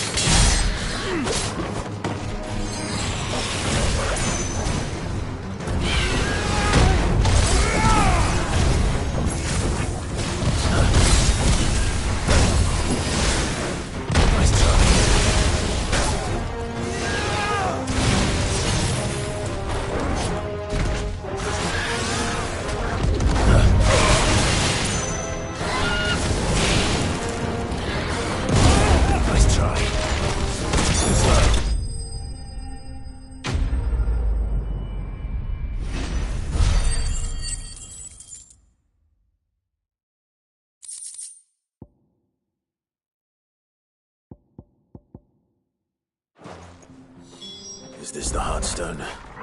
I expect Lady Goditha will know.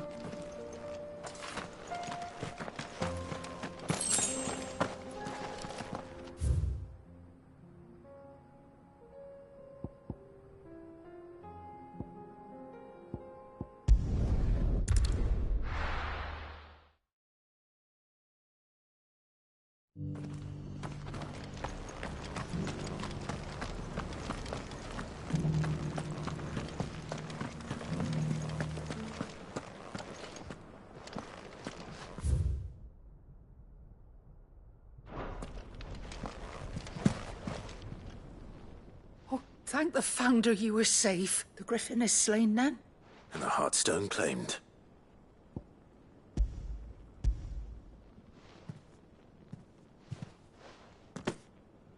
Yes, this radiant luster like frozen flame. It is just as your father described it. Thank you, my lord. Your Grace, your father would be so proud. Lady Goditha, the lapidary is ready. Thank you, Cyril. I will be with him shortly. If you would excuse me, I shall have the stone cut and set forthwith.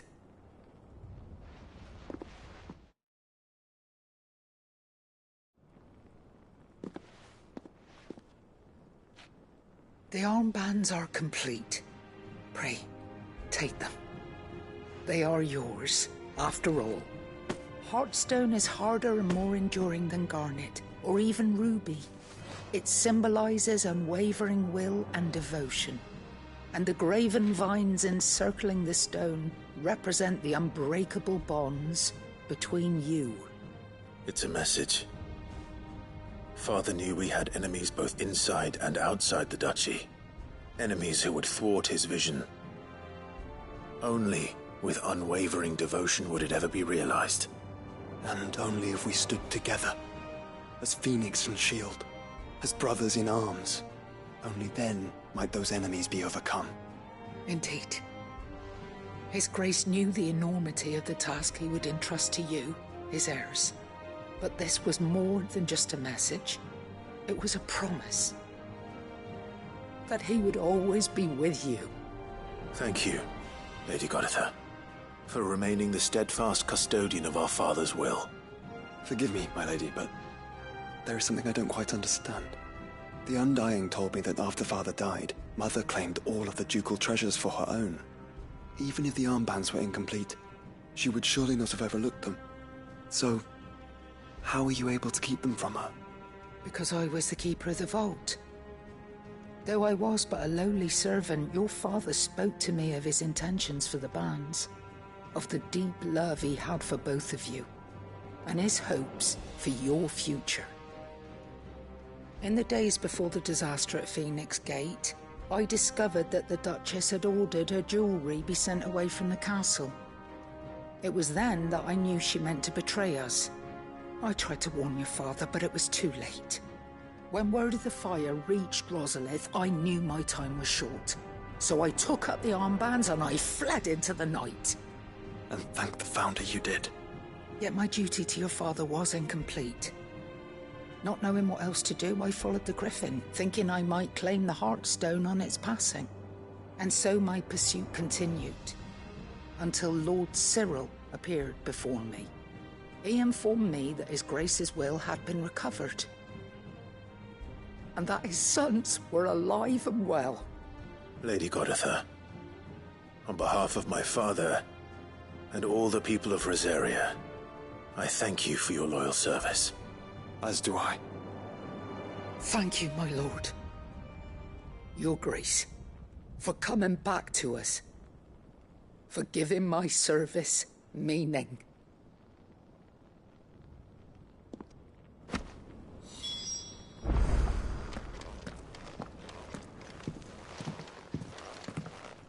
The bands suit you well. It must be gratifying to finally receive the inheritance that was denied you for so long. It is. And we thank you for the part you played, Cyril. If you would permit me to play my part a little longer, might I suggest that you make your way to your father's memorial atop Hawk's Cry Cliff? Let him see that you have received his blessing, and that his vision lives on in you. I suppose it would be churlish not to. What do you say, Clive? Shall we pay Father a visit? I think we should. I was hoping to be able to offer him my thanks before we left for Origin. Your father's helm is enshrined there. It has been since the day we recovered it from Phoenix Gate.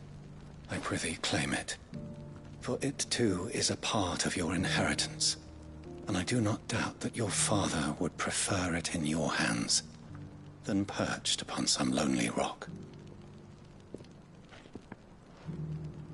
Thank you, Cyril.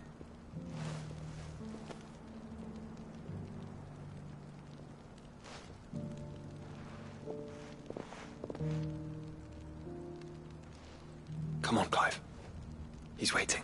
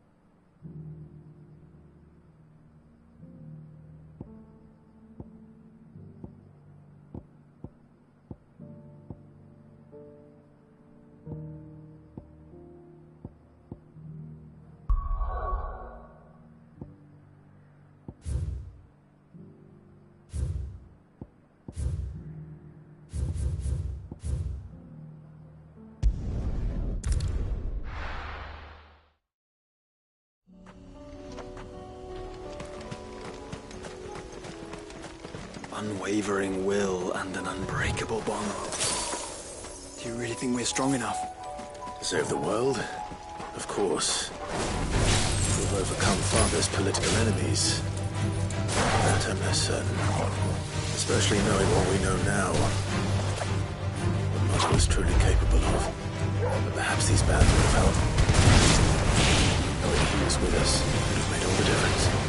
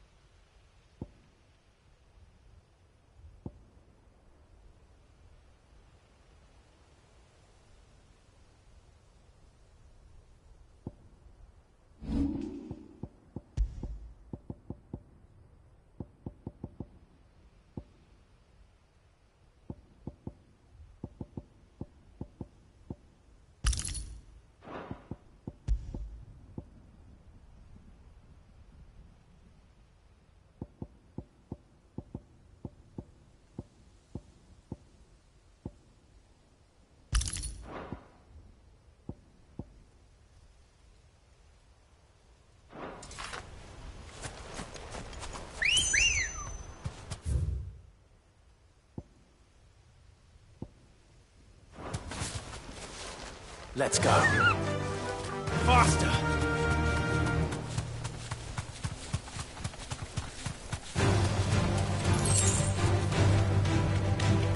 Thanks, Gal.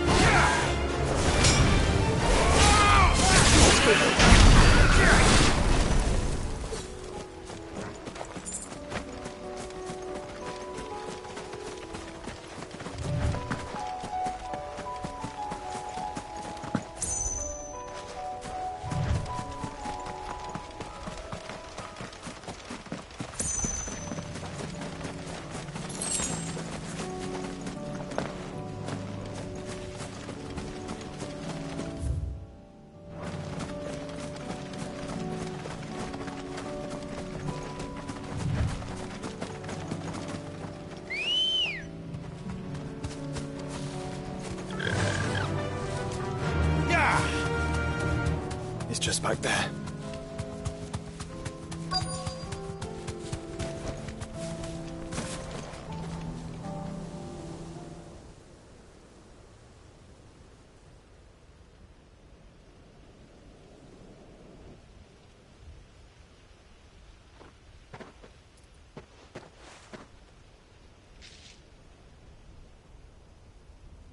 Father always fought for what he believed was right. It wasn't until that night at Phoenix Gate that I realized I had never fought for anything. I always had someone else to do the fighting for me.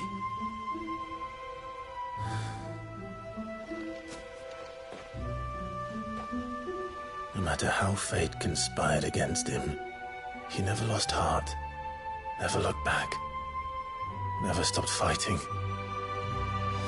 To me, he was the greatest of men. And I've been trying to live up to his ideals ever since.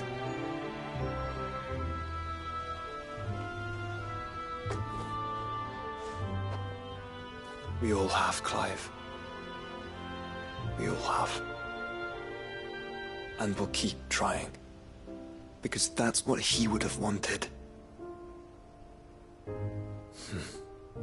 What he would have done himself. Even if it meant standing against the very gods in the heavens. I shall be borrowing this, Father, if I may. you might watch over us as we follow in your footsteps.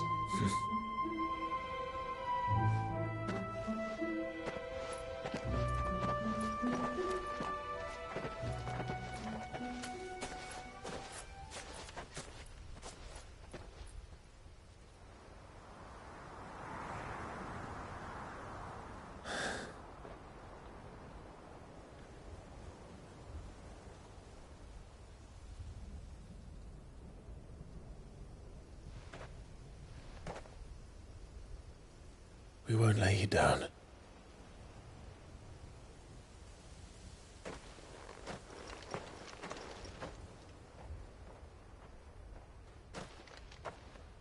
Onward, then? Onward. To the end. And to a new beginning.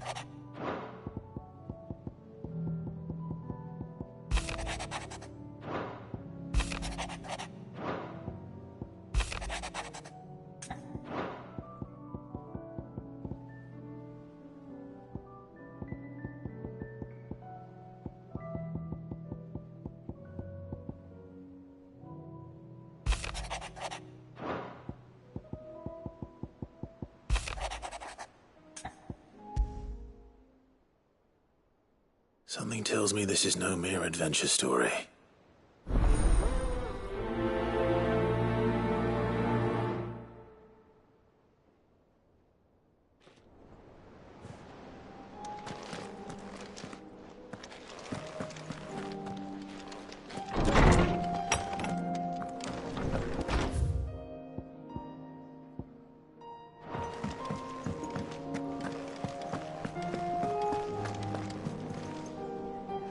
Lady Karen. How's business? Not nearly as foul as the weather. You're doing good trade, then? Both in and out of the hideaway? Can't complain.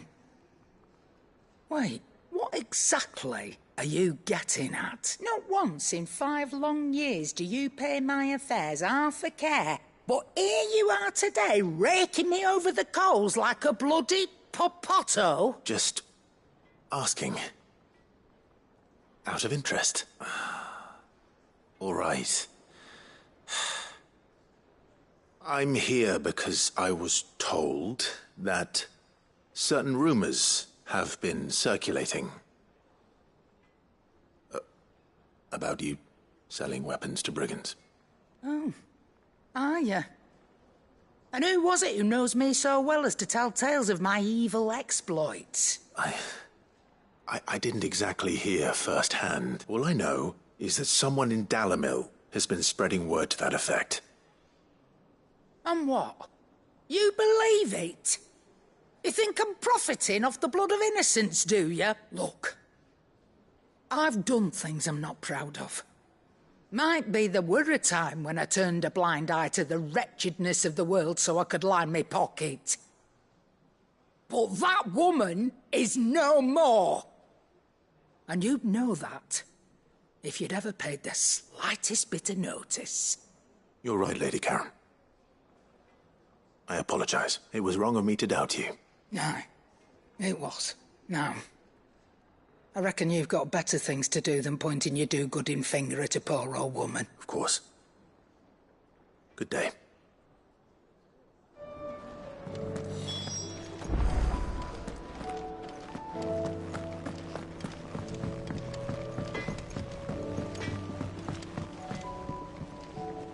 I spoke with Lady Karen. What did she say? That the rumors were unfounded, and that I was a fool for thinking they might hold any truth, along with some other things that made her feelings clear. And while it sounds like she may have done things she regretted in her past, she says those days are behind her. Oh, well, that's good. I knew Nan wasn't caught up in out bad. But why would people say she was? What did she ever do to them? It's not right. No, it's not. But people do things for all sorts of reasons. Perhaps we'll never know. Well, I'm going to find out. That trader, he said they were all talking about her in Dalimil, so that's where I'm going. I'll find someone who'll tell me, you'll see. Are you sure that's wise? Whoever's spreading these rumors means Karen ill. Oh, right. But that's why you'll be coming with me, isn't it, Clive? I suppose it is.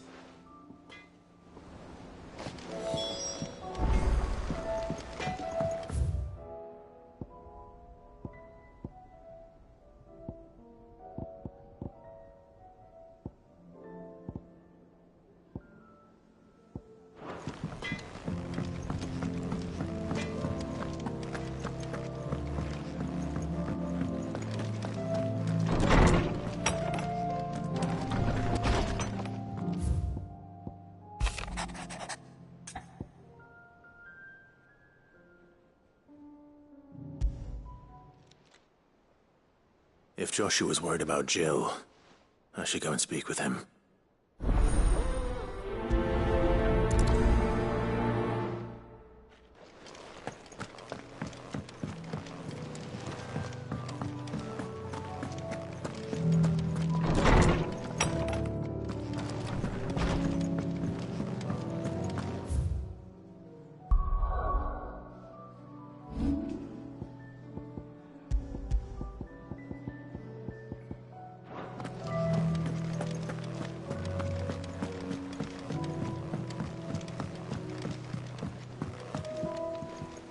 Joshua, I read your message. You're right. Jill is different. I don't think I'd realized how different, but since we returned from Drake's Spine, I've felt it more and more. I suppose it's not hard to imagine why. She doesn't think she belongs anymore. And that's why we need to remind her she is still one of us. To let her know that we still need her. Now more than ever. That you still need her. But how to do that? When last we were truly close, we were but children. Of course. Do you remember the time we accompanied Father on his annual tour of the Duchy? And Jill and I broke from the procession to ride up Man's Hill. To see the snow daisies, I remember. It was the first time Father had allowed us to join him. And when he realized you were missing, he had the entire retinue down to the pot boys combing the countryside. In the rain. A thunderstorm forced us to take refuge in a grove of oaks before we'd even made it halfway there. It was the Lord Commander who finally found us, and needless to say, he was none too pleased. Then it seems you and Jill have unfinished business. What do you say? Man's Hill. It's not that far. Oh, true. Though I suspect it is also much changed. Little in southern Rosaria remains as it was when we were children. You're saying I should go and scout the area for bandits? I'm saying we should first go and see if there are actually still any snow daisies left. What would you do without me, Clive?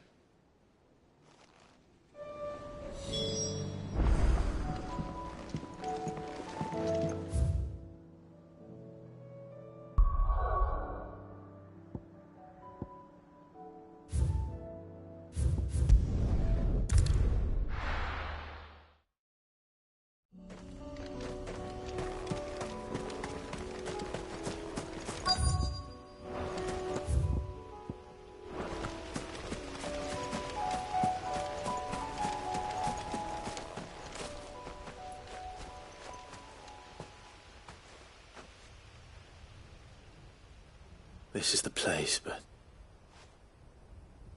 I'm sorry, Clive.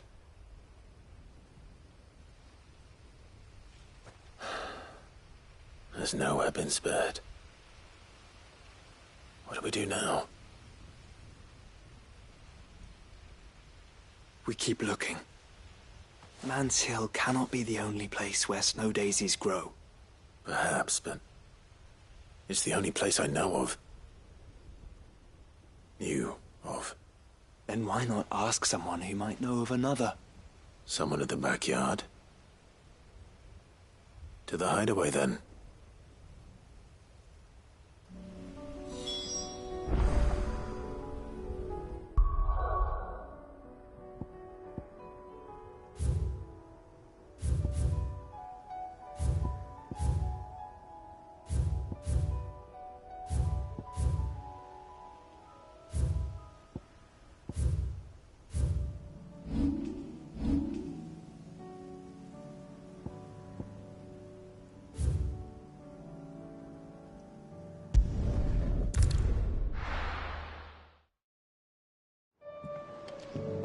Let's hope one of the gardeners knows where to find snow daisies.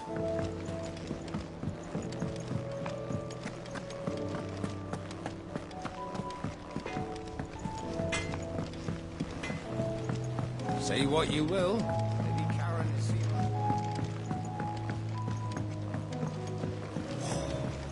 This should tide us over until the new moon.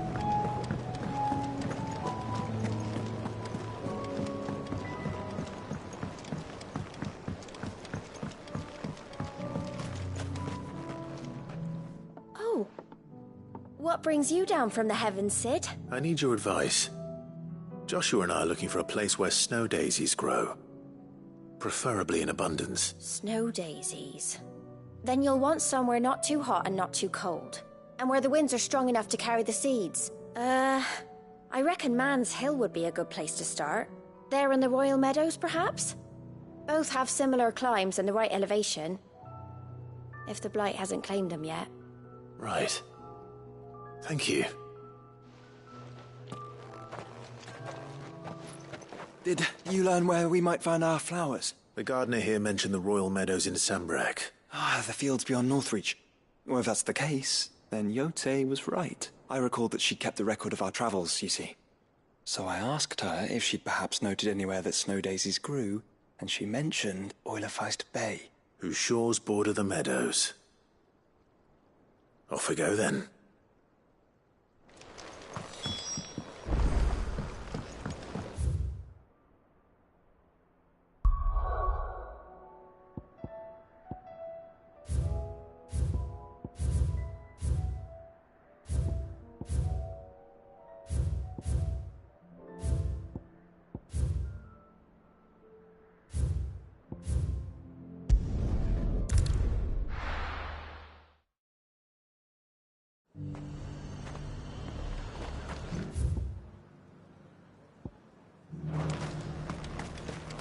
And how might I help the garrison?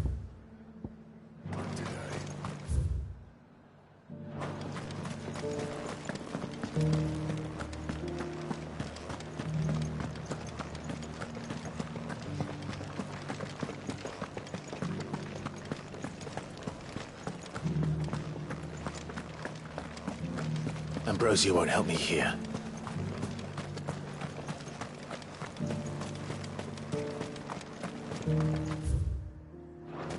Those things fight like men.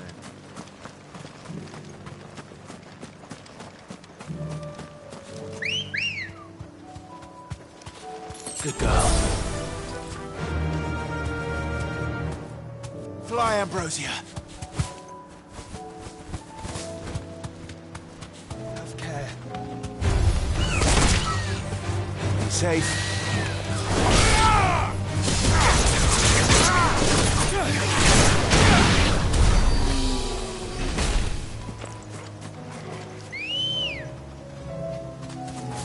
Come on.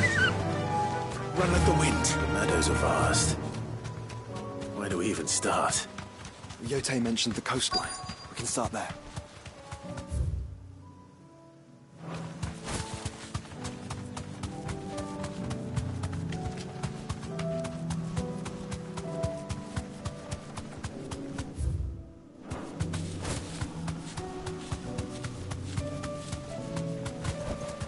Straight home now.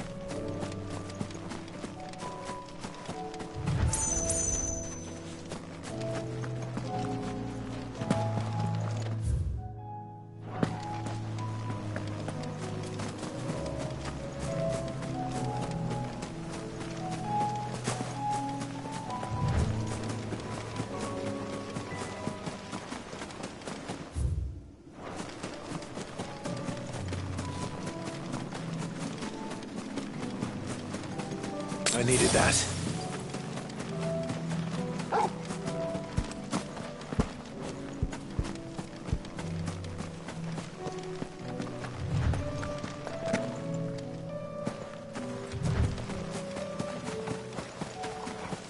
Caution, brother. See them? I do. The flowers. And our friends. Nice try. Fire and flame!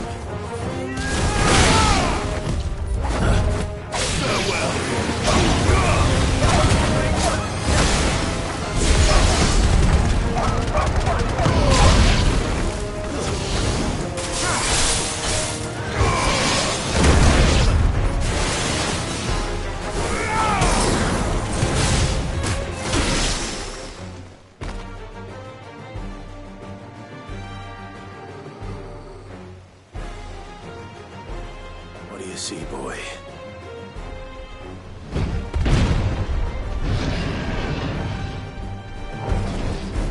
Let's hope this is the last one. Only one way to find out.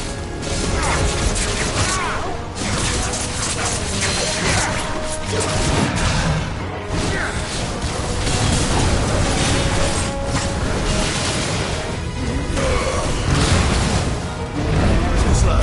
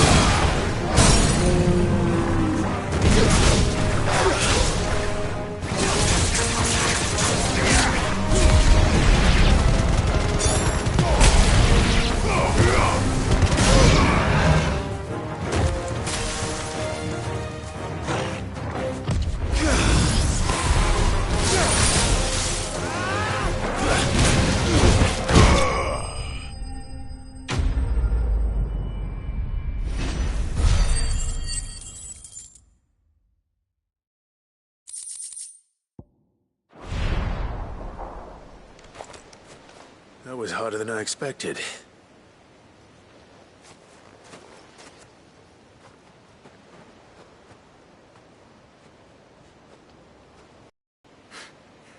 Do you think Jill will like them? She'll love them. Come on. Let's go.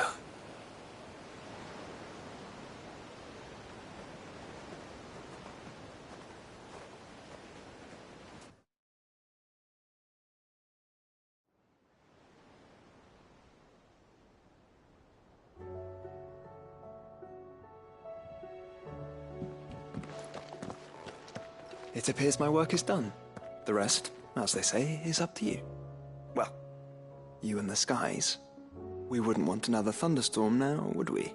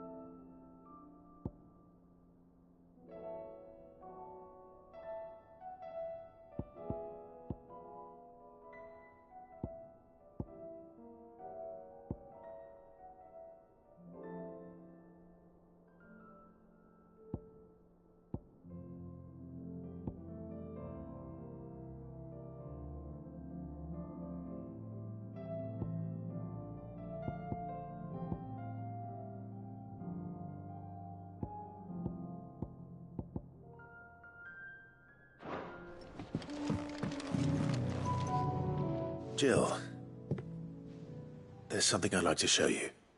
There is? And where might this something be? It's, not here.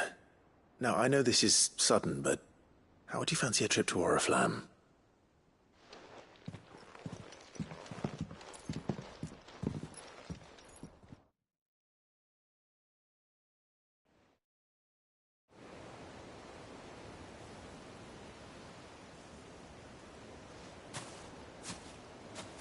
There are so many.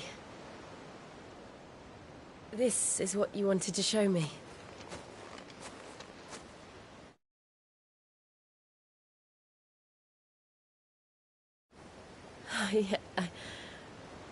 I don't know what to say.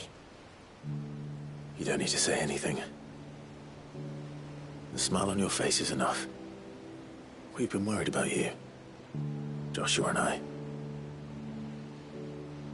Do you remember when I took you to Man's Hill? Or tried to? How could I forget? You saw me crying and thought a change of scenery might lift my spirits. In the end, it earned me a nasty cough and a stern scolding from your mother. But I felt wonderful nonetheless.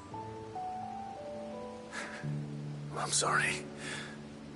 I had no idea what I was getting us both into. But I couldn't bear to see you like that. Before we left, my chambermaid told me she'd overheard your mother talking about my marriage prospects with some of the noblewomen at court. They were debating whether it would be more profitable to marry me off to one of the high houses instead of saving me for the ducal line. No one thought to ask me what I wanted. I was nothing to them. A pawn at best. I felt so trapped. So lonely. I didn't know. But I wasn't alone. You were there. Your hand in mine as we ran for those oaks. And I knew then, no matter what happened, I would be all right. I'll never forget that feeling.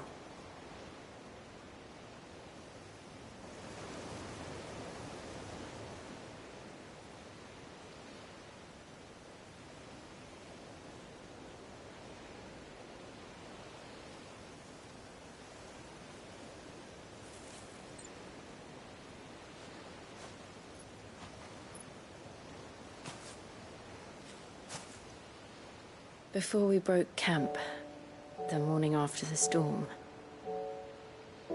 do you know what I did? No? What? I slipped away from my governess to climb the Tor. And from there I saw a sea of petals, all reaching for the sun. And I realized that no matter how terrible the night, dawn would always come.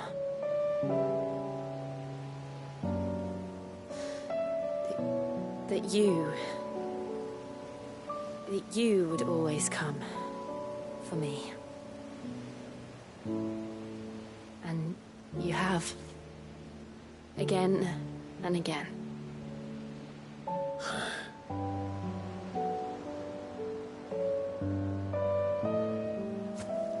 Where do you see us? When all this is over?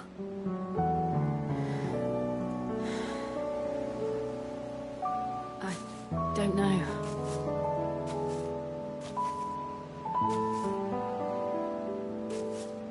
Not here, though. I think I've outgrown the twins. After everything we've been through, the realm just seems so small.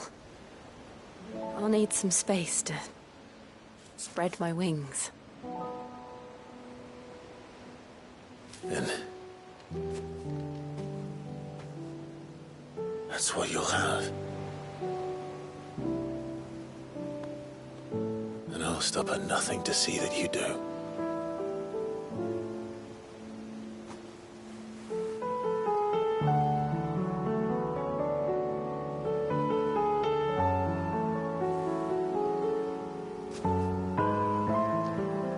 was much good at Garland's. But it'll have to do. I'll treasure it forever.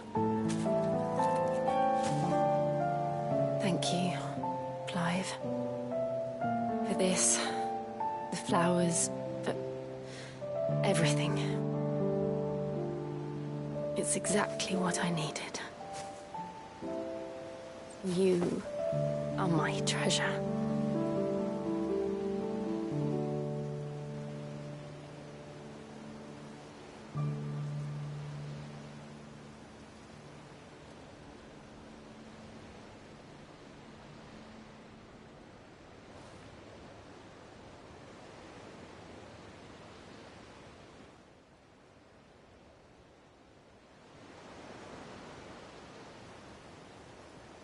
We should probably be getting back. I expect the others are wondering where we are. You're right. There's still much to do. And we'll do it together.